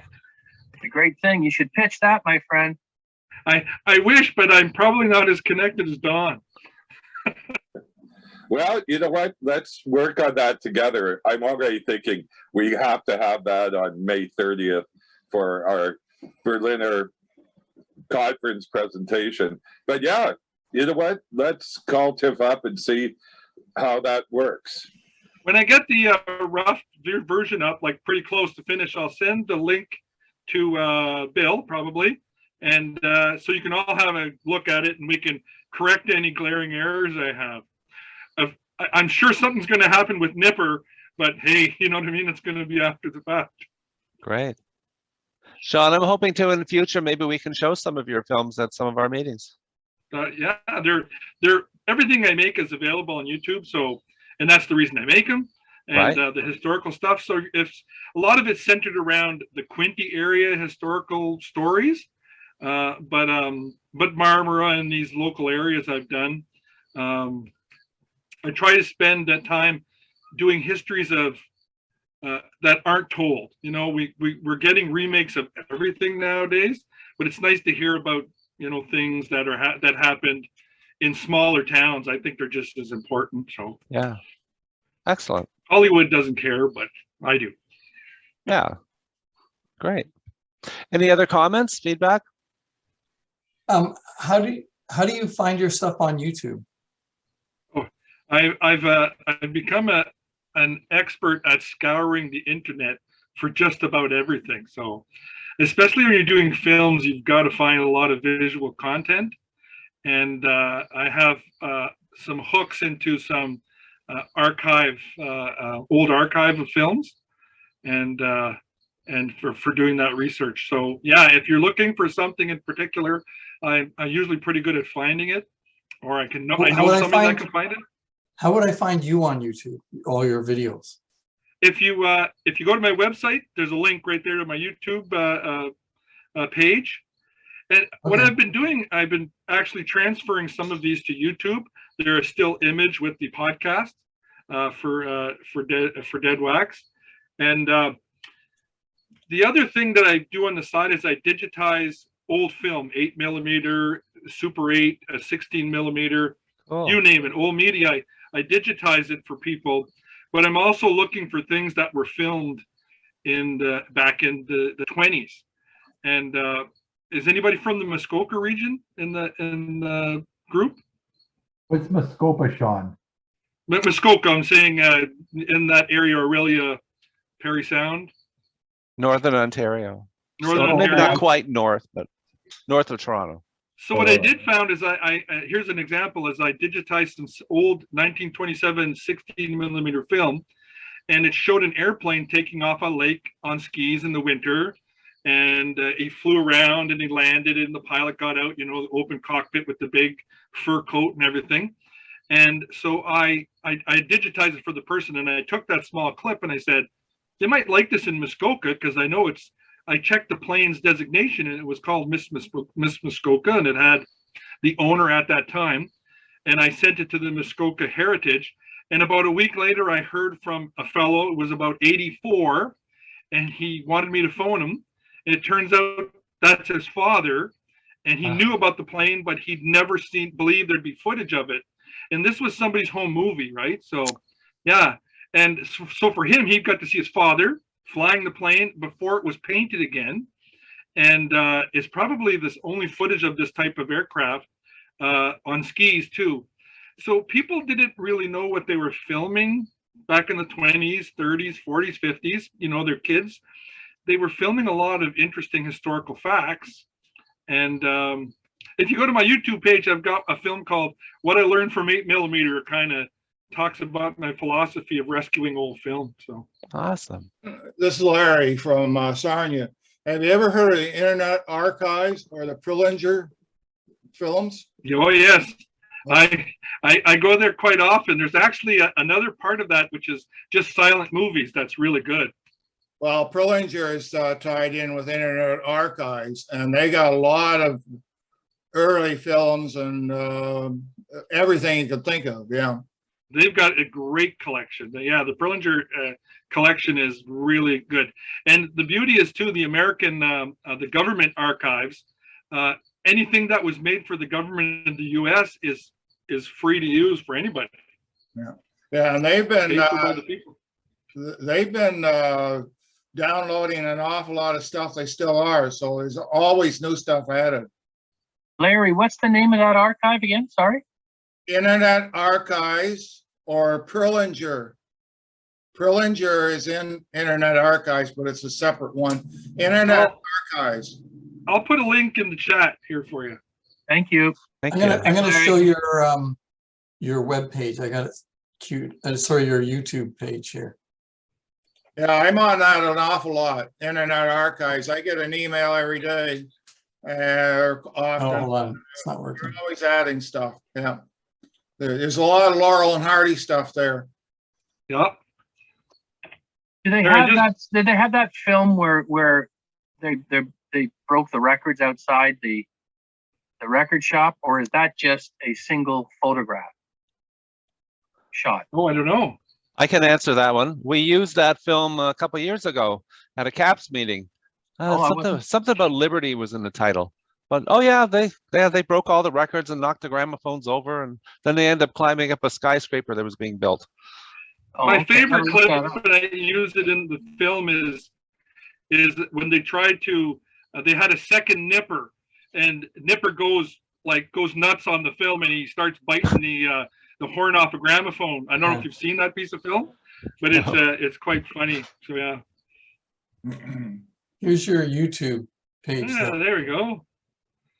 There's some old Air Force stuff that I've had there, and from the 50s, and I just typed in Dead Wax 78 and found it. Just an FYI for anybody. Yeah, or my name or whatever. Yeah, works good. Thanks for showing that. Great. Sean, you're a wealth of Remember, information. subscribe and hit that notification button. That's right. Anything else you'd like to add before you go? That's it. Thanks, guys. You've sure covered a wealth of information, and I think stirred up a lot of interest here. And I'm hoping in the future too, we can use you to help come up with some good material for these Zoom meetings and the in-person meetings. It's all about everybody contributing, right?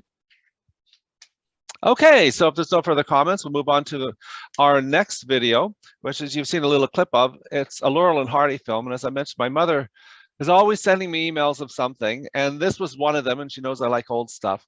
So the heading on it is that this is what they used for music prior to the MP3, CD, cassette, and 8-track. And it's just a short clip from 1933. And I just thought it was cute. I sent it to Mark. I said, hey, would you just want to use this as a filler? He said, yeah, sure, that's great. So it's only like 2 minutes or something like that, but it's just a funny little act. And I'd like to point out to you to see if people can figure out the flub that I noticed towards the end of the film. Mark, if you're ready, you can show it now. Oh, we're not hearing the sound. Okay, there, we should do that. Let me just start it again. Sorry? Is there some way we can get the sound to work? Because you can't hear anything. Really? Oh, I'm not yeah. sure. How about that other format that you showed it in at first where it was very small? Yeah, let's try that. Give me a second here. Because it seems like the same problem that we had with Norman's video. Yeah. And maybe in that format. See if that works. Anyone catch the slight little flub? No. He didn't put the reproducer back on the record. Okay, yeah. Yeah, possibly. What I noticed was the second record he puts on was a Pathé disc. And they probably used Pathé because Pathé was a film distributor for the Laurel and Hardy films at the time. But they're playing a vertical cut record and with a lateral tone arm. That's all. Small little things. Only people in this club would notice stuff like that, right? I noticed it seemed to be the same tune, but they played a hotter version once they put the Pathé on. That's pretty interesting. Yeah. Yeah. Never saw that before. That was great.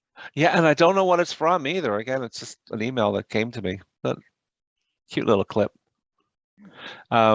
I got a package of Laurel and Hardy sound films a few years ago. It's available on Amazon, places like that. So if you like that kind of material, it's all out there. Or I'm sure it's also on YouTube, but great stuff. Any other comments about it?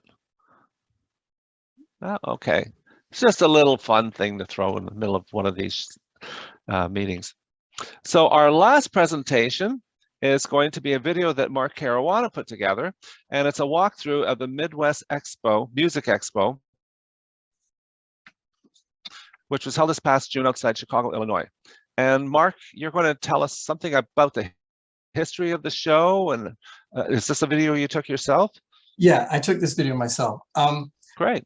Many of you may have heard of the Union Phonograph Show in Chicago. It was run by the Donnellys at their Wild West town. And so every June there was a fairly big show. I think it's probably the biggest phonograph show in North America. And they've run it there at their amusement park for about 40 years or so. But they sold off the amusement park and they've shut down the phonograph show. The new owners don't want to run it. So a few people from the American club, the Antique Phonograph Society, got together and said, we don't want this show to just disappear. So they started a new one called the Midwest Music Expo. And this was the first year. And having been to the other show a number of times, I was hoping this one would be really good, and it was. Most of the same dealers were there, and it was quite a big show. So it was excellent. You're going to see there's a lot of stuff there. So this was their first year. Let's see. So basically the video is a continuous walk through the shows that you can look at every table and everything that was pretty much on sale. So if you're interested in any aspect of this hobby, hopefully you'll see something there that you enjoy and think, wow, I wish I was there. And as far as I understand, it was successful enough that they are going to run it again next year, and hopefully for many years to come. The music I added, to keep it from getting too boring, I got from the CAPS CD. Some of you, again, are familiar with CAPS produced a CD of Canadian dance bands from the 1922 to 1930. And that CD, the tunes were taken off good records and they were really well cleaned up. So the quality is amazing. And we're still selling this CD. So if you're interested in some really good music from that era and Canadian, you can get that. The information's on our website. So let me play this video and hopefully you'll get an idea of what the show was really like. I'm going to try it the other way, Mike. So let me know if it's working. Will do.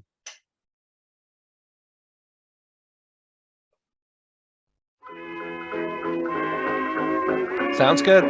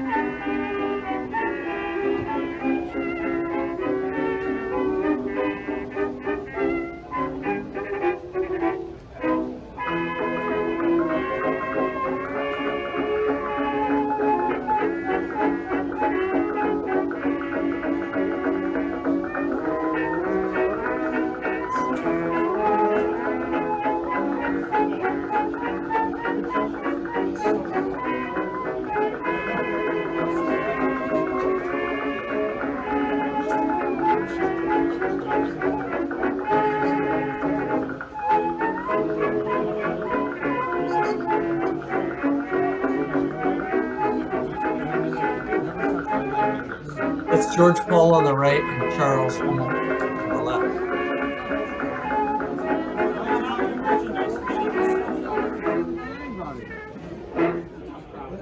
Not to say. Why do I come back? Why do I go to?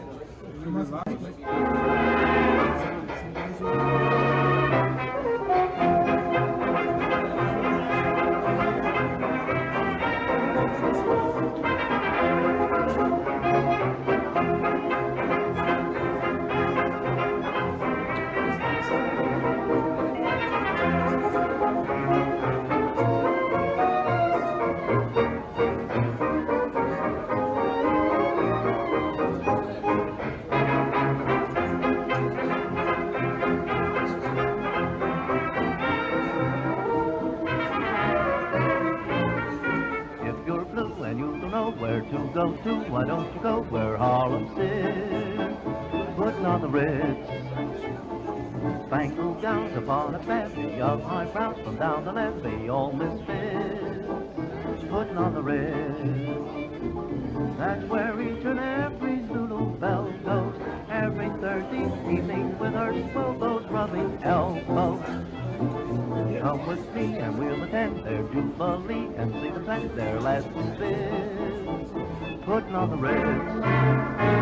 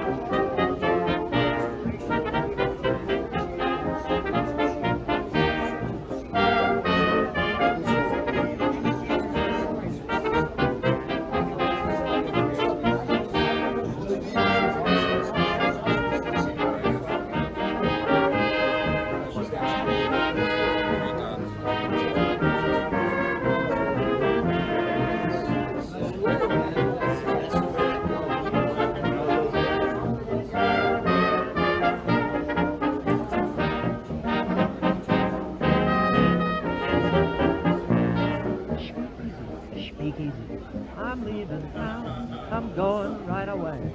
Everything up there's okay. Take it easy, we've got a hunch. You won't go east, you won't go west, well, we'll all go in a bunch. We'll be leaving in the summer, and we won't come back till fall. Goodbye, Broadway, hello, Montreal. There'll be no more orange phosphate, you can bet your Ingersoll. Goodbye, Broadway, hello, Montreal. We're on our way, we're on our way, and we'll make whoop, whoop, whoopie night and day. There'll be photographs of breweries all around our bedroom walls.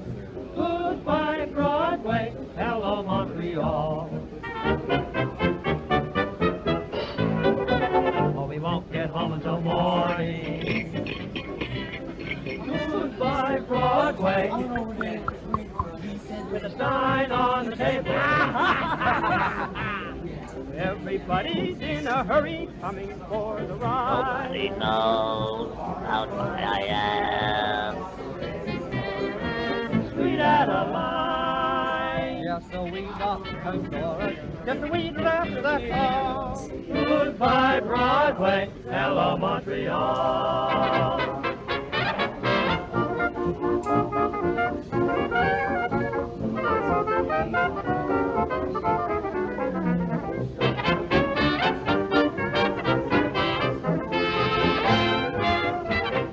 Hello, Montreal.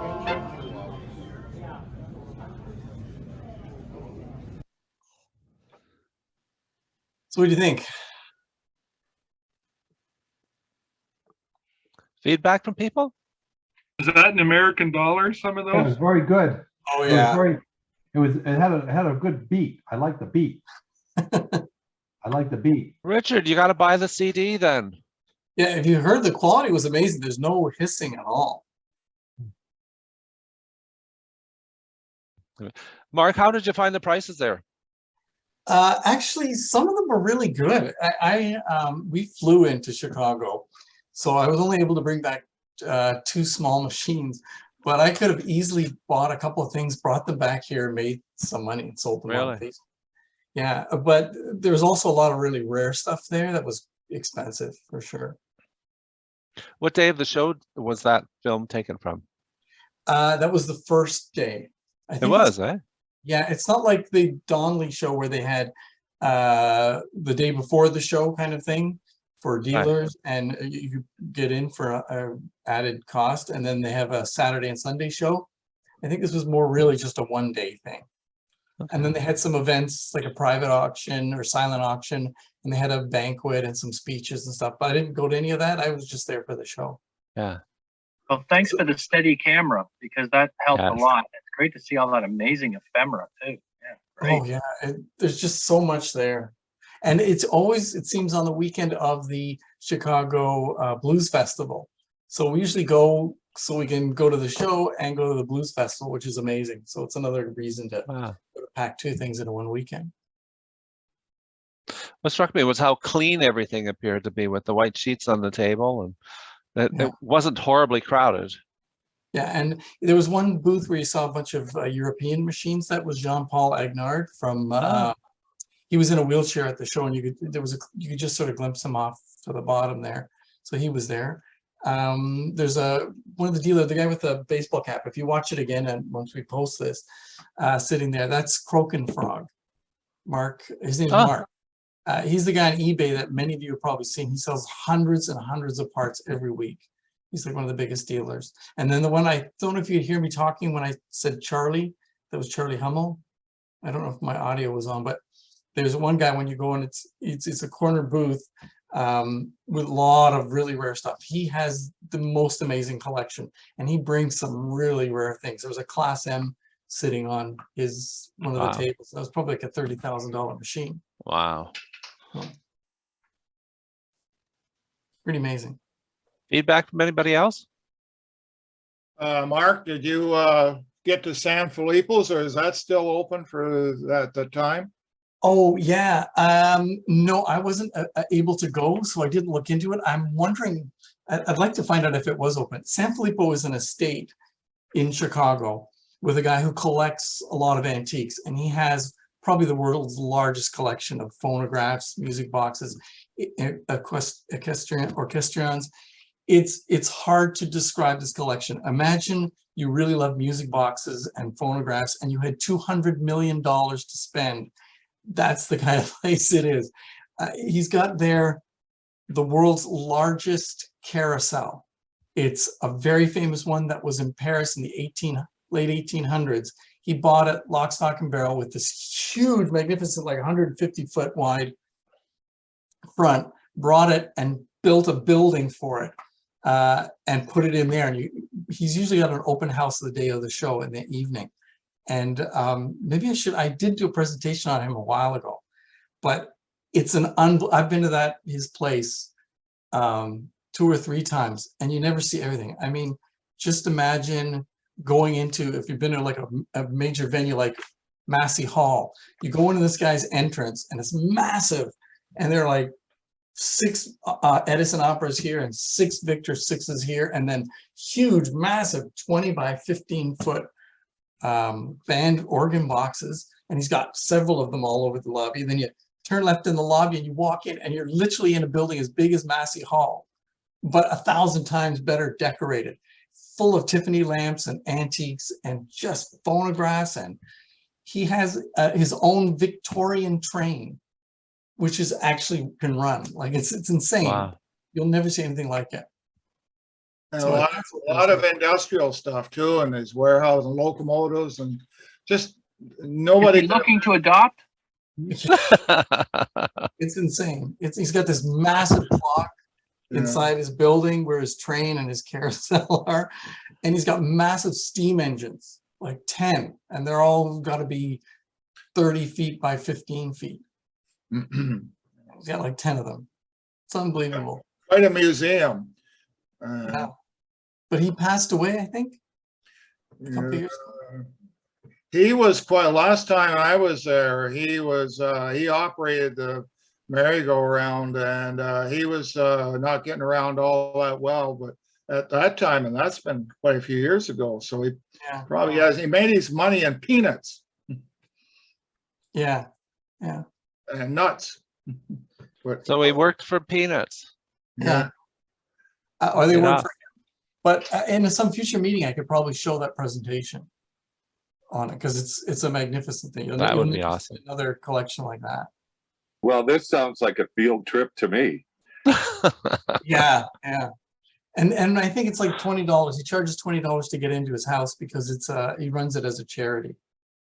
And so they have events there, a lot of charity events. And he collects phonographs. So at the show, he usually says to everybody that it's going to be open tonight. Just come by, and people go there. Wow. Sounds good. Any further comments on Mark's film tour? That's great. Thanks, everybody. I'm really glad that you decided to walk around the show with a camera. Not a lot of people would do that. Yeah, I thought we might show it here. I wasn't sure whether people would be willing to sit through 15 minutes of the show, but it's nice to see what actually there, like to see some detail. And pictures never sort of do it justice, because there's just It's just so much stuff. yeah, I think the presentation was a lot nicer than at the Donnellys, I think. And it looked like just as much stuff there. I think the presentation was better. Yeah, I think it's a nicer, more nicer location. Yeah. Okay. Thank you very much, Mark. That was a great video. Thanks. And you mentioned too that you'll be posting it so people can get a second chance to look at it as much as they want. Meeting on our YouTube. Right. Great. Thank you. Okay, so that makes us reach the end of our presentation portion of this meeting. We normally have a 5-minute break. And I forgot to announce earlier that we do have a little change in our programming today, in that Mark has kindly and graciously offered to be our auctioneer today, after I begged and pleaded with him, because both Mike, Brian, and Moran could not make it.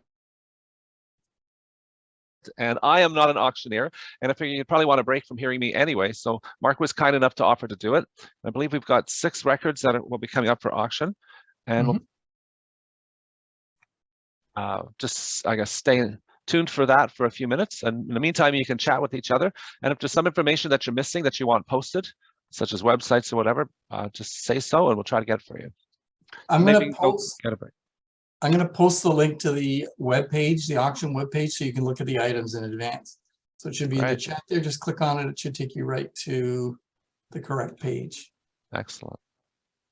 And then you're going to put it up on the screen, right? Oh, yeah. For each item. Will be good. So it'll take 5 minutes? Yes, that's so. So it's about 3 o'clock now, so about 3:05 or so. Okay. So a good time for a break. Get something to eat, wash and break, and we'll see you all in a couple of minutes. Mike, Yes. when we finish the meeting, can you stay around? Because I want to test out some of the video things to see if we can fix some of the problems. Sure, will do. Okay, I'll take a break. I'll see you in 5 minutes. Yeah, we got to get that corrected. Especially the sound, it seems, is the biggest problem. Okay, am I safe to say something? Pardon me? Am I safe to say something? Go ahead, Richard. Yeah, so anyway, I just want to say I've been impressed all along with what I saw today. Okay, it's Great. very interesting. It brings a lot of good history and memorabilia of the photograph, for sure. I just wanted to ask something too. Well, I should not ask, but let you guys know in advance. I'm going to be with the CAPS group until the end of December, but then I will be resigning. Okay. Because I only have one album left to find. So, I mean, but I am going to say I learned a lot during these past 2 years with being on That's the great. Thank you for joining us. Oh yeah, no problem. And at least, Mike, even though when I do resign after December, maybe once in a while I can keep in touch and just say hello to you on your email. Please do. Okay, great. In the meantime, do you guys ever see any old albums like at these photograph shows? You know, like what I was looking for is it pretty much an unusual thing. Well, I know like Larry was talking earlier about going to a record show, and I used to go to record shows too, and there's just like bins and bins and bins and tables full of records. And it's just a matter of talking to the dealers and finding out what they've got. And you can tell them about your want list. And a lot of times they can tell you what they've got in to the show. And many times they have far more at home. And if they know what you're looking for, then they'll look for it. I'm very grateful. And get back to you. The bottom line is I'm very happy that out of these 8 albums, I was able to find 7 out of 8 of them. Yeah, that's excellent. Yes, it is. You've done very well for yourself. Yes. But I always found with record collecting, it's just a matter of putting out word of what you're looking for, and you keep spreading the word, and sometimes it just falls in your lap. So hopefully it'll work out for you. Okay, so I'm going to be back in a couple of minutes too. Probably most people have gone for a short break, and we'll be back shortly. And if anything, you can watch Richard talk on his cell phone.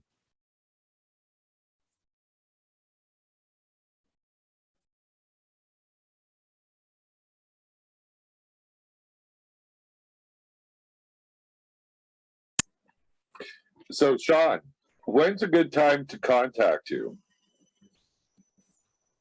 I'm pretty open most days anyway, during the day. Got a few little things on the go, but. Are you an email guy or shall I phone you? I'm good either way, email, text, or here, I'll send you my phone number. What's that? I'll send you my phone number. Okay.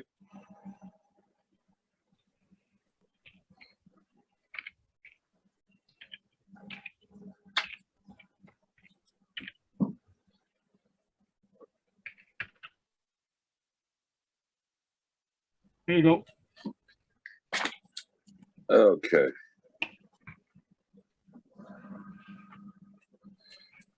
So when will the Berliner short be done? I'm just waiting for the voiceover to get finished from one of the voiceover actors, and I should get it this week. So I still have some polishing done, but it'll probably by mid-October for sure. Okay, because I was thinking that would be a great thing to introduce May 30th, but obviously you're not going to hold on to it till then. But well, I'll probably make 2 or 3 more between then and May. Here's how it usually works, Don, is if I have a good narrative to work with, like somebody who's done the research and done the narrative, I can usually bring something to life with that narrative. That's usually where the gold is, right? In somebody who's researched something and knows the intricate details. Because I don't know all the intricate details, I'd have to go find them myself. But well, see, this is all sort of falling into place because I think CAPS needs to rebrand and be the authoritative voice of phonograph recorded sound, because pretty much we are. Like, I mean, you're going to get the best and most accurate information here. And so if we're rebranding that way with the connection with Berliner and Mark and the grandson, particularly now that we have a change in history, I think we could do a really amazing expose for his birthday in May, which is probably the timeline that it would take us to put it together. But to have the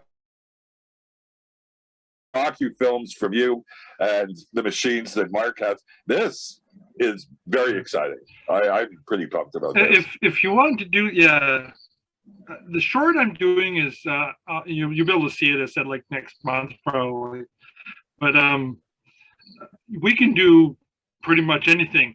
What it takes is, like I said, the narrative, and it takes visual imagery, which I got lots, but you know, whatever video or old film clips or photographs, yeah, is usually what it takes to build it all up together. Mark, I'm sure you know from the website, Mark has done a Berliner presentation, at least one, and his presentations are always really well filmed, great sound, nicely narrated by him. So there's definitely some material there. Yeah, I have some audio of Emil Berliner, and I have some video of the Berliner family from back then. So how do you feel about doing something May 30th? I think it's the 20th. Is that his birthday, by the way? Am I right? It's the 20th, May 20th. The 20th? Yeah, I have to confirm that, but I think it's from my memory. Yeah. Okay. Yeah. Let me know. So yeah, for sure. I'd be interested. For sure. Properly. Yeah, I got lots of material and lots of things. Because I think that's the thing to hang our hat on, is to have a real great expose, and I know I could get press for that. We could be on, you know, breakfast television. Moses Znaimer would cover it. We could really do an important show here. Wow. And I'd continue it every year. Yeah, Wikipedia's got Berliner May 20th, 1851. May 20th? And he was awarded a Juno award, like a special Juno award, about 10 years ago too. Really? So a connection with the Juno, yeah. And I've got a video clip of Oliver Berliner accepting the award at the Junos. Ah, okay. So that puts the Junos on board with us as well. Yeah, yeah. Sure. Organization will also be part of this, which is great because they have a really good base. Yeah, he won the Walter Grealis Special Award or something, I think, for the founding. For founding the Canadian music industry. Ah, wow. Okay. I'm sure there's a lot of stuff at the where's the place in Montreal? They have his fawns are all part of.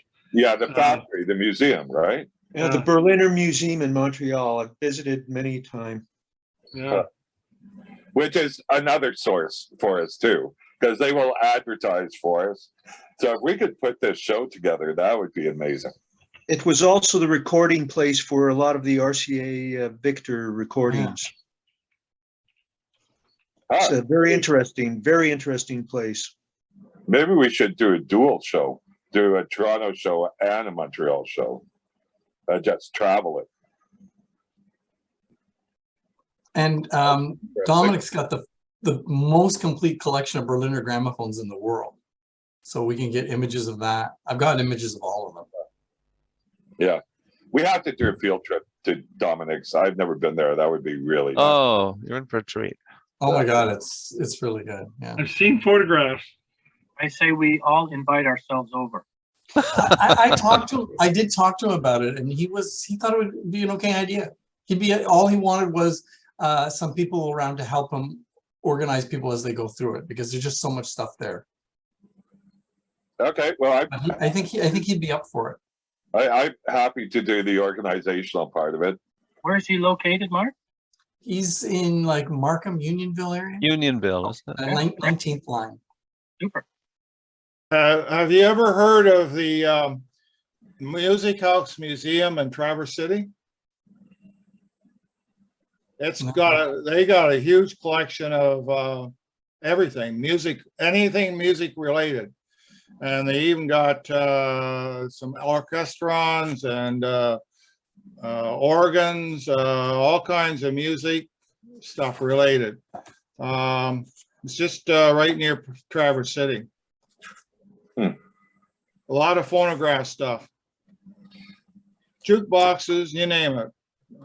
They just have a lot of stuff there too. So, Mark, would you be able to talk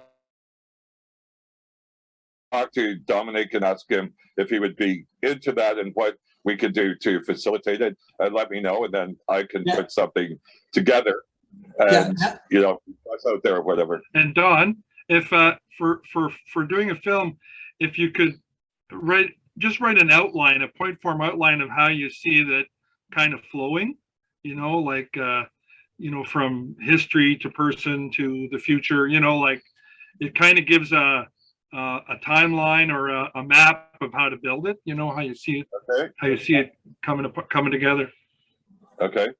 Now, as far as Dominic's, if he's up to it, which it sounded, last time I talked to him, he seemed okay with the idea. We could do that as a meeting, because now that we're going back to in-person meetings, we could set one of those meetings to be up there and just spend an hour or two up at his place.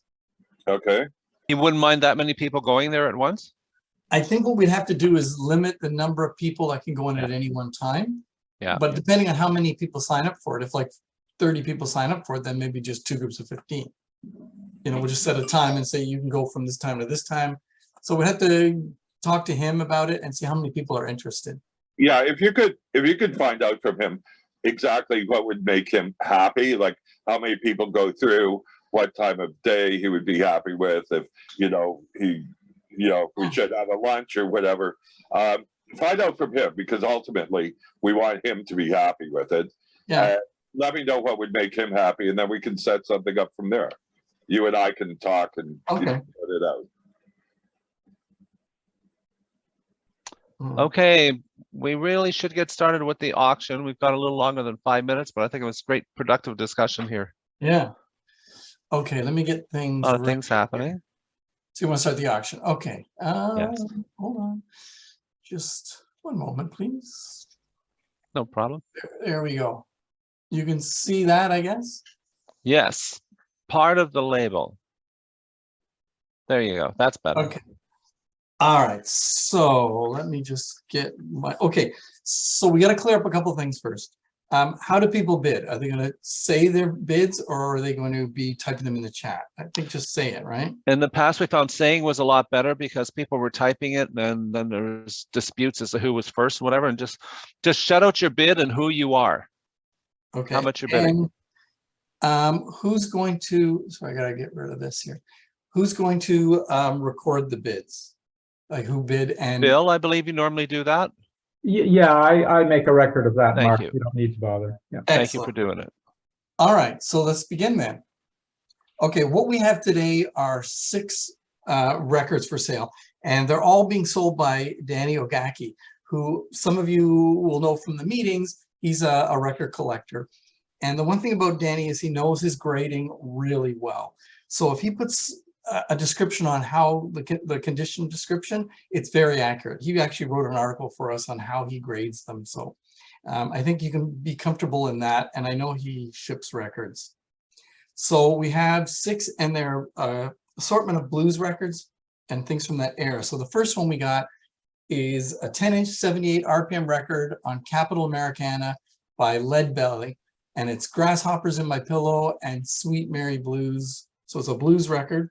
Lead Belly was a folk and blues singer who lived from 1888 to 1949 and best known for Goodnight Irene and Rock Island Line and Midsummer. So he's one of the big names in early blues. So I'm thinking something like that should probably start at around $10. Is there anybody interested in it at $10?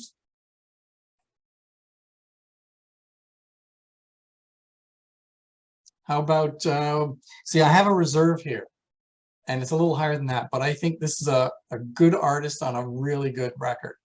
Grasshoppers in My Pillow, and Sweet Mary Blues. So do I hear $5? We'll get it started.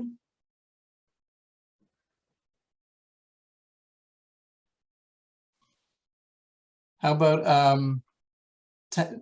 So maybe we're going to pass on this one. Okay, well, I know what he wants is, hold on a second, I got to stop. I know he's looking to get $15 as his reserve. So if anybody's interested, you can contact Danny and his information's there. Okay. Let's try the second one. I'm just having technological issues here. Let's see, let's do this again. Okay, our second lot is a 10-inch 78 RPM record, Memphis Jimmy and Tampa Red RCA. The condition is almost mint and very good. And these two, I know that Memphis Jimmy was a blues artist, and Tampa Red was well known as surprisingly a white blues singer who's influential in the early 20s for early blues guitar.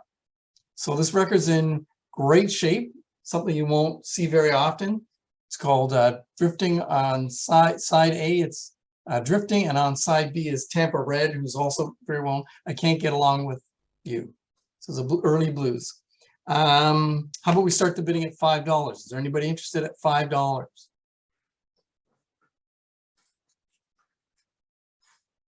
Anyone? Okay, again, with Danny's records, I do have a reserve, and the reserve on this is 15. So if you're interested, contact Danny. Okay. Can you guys hear me okay? I'm not sure about the technology. You can hear? Yeah. Okay, let's go then to our next item. This one here, another record, a blues record again, 10-inch 78 RPM record, Fats Waller. Fats Waller was a jazz pianist who had a short career and died when he was 39 years old. So he did not have a long recording career. And he's known as the first Black artist to write a hit Broadway musical. And so this is one of his early records, Until the Real Thing Comes Along, and I'm Crazy About My Baby, jazz record. So I've got a reserve on this one. This is quite a rare record. Can we start? Anybody interested in it at $10?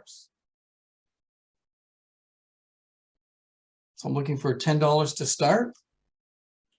That's probably not enough to take it, but it's a good place to start.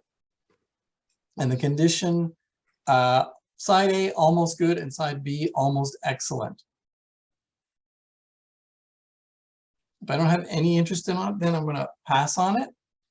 Again, Danny's email is right here, so you can contact him directly and find out what he wants. The reserve, I believe, on this one is $20. Here's another one, another Fats Waller, 10-inch record, T for Two, Keeping Out of Mischief Now. So this record is in good condition. Some of you know Led Zeppelin used to get a lot of their ideas from these early blues, and they have a song called T for Two, and they may have gotten some of the ideas from this record. So again, I got a reserve on this. Is anybody interested to start the bidding at $10? These records are usually in pretty good condition and is accurate when he describes it. So we got T for Two and Keeping Out the Mischief Now, Keeping Out of Mischief Now. Any interest at all? Okay, the reserve on this is $20. Again, if you're interested, contact Danny. Lot number 5 is another blues record. This one is in side A is in good condition and side B is very good. We got I Can't Quit You Baby by Otis Rush, and the other side is Sit Down Baby by Otis Rush. And he's a blues guitarist and songwriter who died in 2018. And he's to believe, this is, I believe, his first record. So I want to know if anybody's interested in this record at a bid of $5, starting at $5. Okay, no one at 5. The reserve on this one is 10. And actually, I'm interested in this record myself because it sounds like two good tunes. So I'm going to bid 10 on it. So we got a bid of 10 and that meets the reserve. Is there anybody who wants to bid higher than 10? It might take it. Give it some thought. It's a good tune. It's a good artist. And it's in good to very good condition. No interest? Okay, Bill, could you put down that I'll buy this one off Danny for $10? Got it, Mark. Thanks. Excellent. Okay, our last lot, our last blues record of the series. Thank you very much to Danny for providing some records for us, because without it, we wouldn't have had anything in this auction. So this one is a Sarah Martin record. It's in almost excellent condition. She's a blues singer from the 20s and recorded with Fats Waller a lot. She actually started her musical career in 1915 in vaudeville. So she goes way back. She's one of the old style blues singers. The record, as I said, is in almost excellent condition and the reserve is a reasonable amount. Can I get anybody interested in this at $10? Yep, Chris here. Chris, excellent. Is there anybody interested in it at 15? Yep. Steve here, 15. Excellent. You obviously know this is a good record. We're almost at the reserve. The next bid of 20 will meet the reserve. Is there anybody interested in this at $20? Because it will Chris go. here, 20. Chris is in at 20. So is there anyone else who wants to bid at, let's say, 25? Steve here, 25. Oh, this must be a good record. All right. How about we go back? Anybody interested in it at 30? It's a good record. I think I'm hearing Chris. Did you say yes? Yes, sir. 30. Thank you very much. Steve, it sounds like it's between you and Chris. We're at 30. Would you go for 35? Yeah, why not? Sure. 35. All right. Steve is at 35. Well, we got a real auction going here. I hate to do this to you, Chris, but what do you think? Are you willing to go a little higher than 35? No, it's an upgrade for me. But you I got it see. there, Steve. Good for you. It's a great record. So is there anyone who's interested in this record at $40? For sure, no one? Fair warning. This is it. Okay, so Steve, you get this at $35. Congratulations. Thank you. Excellent.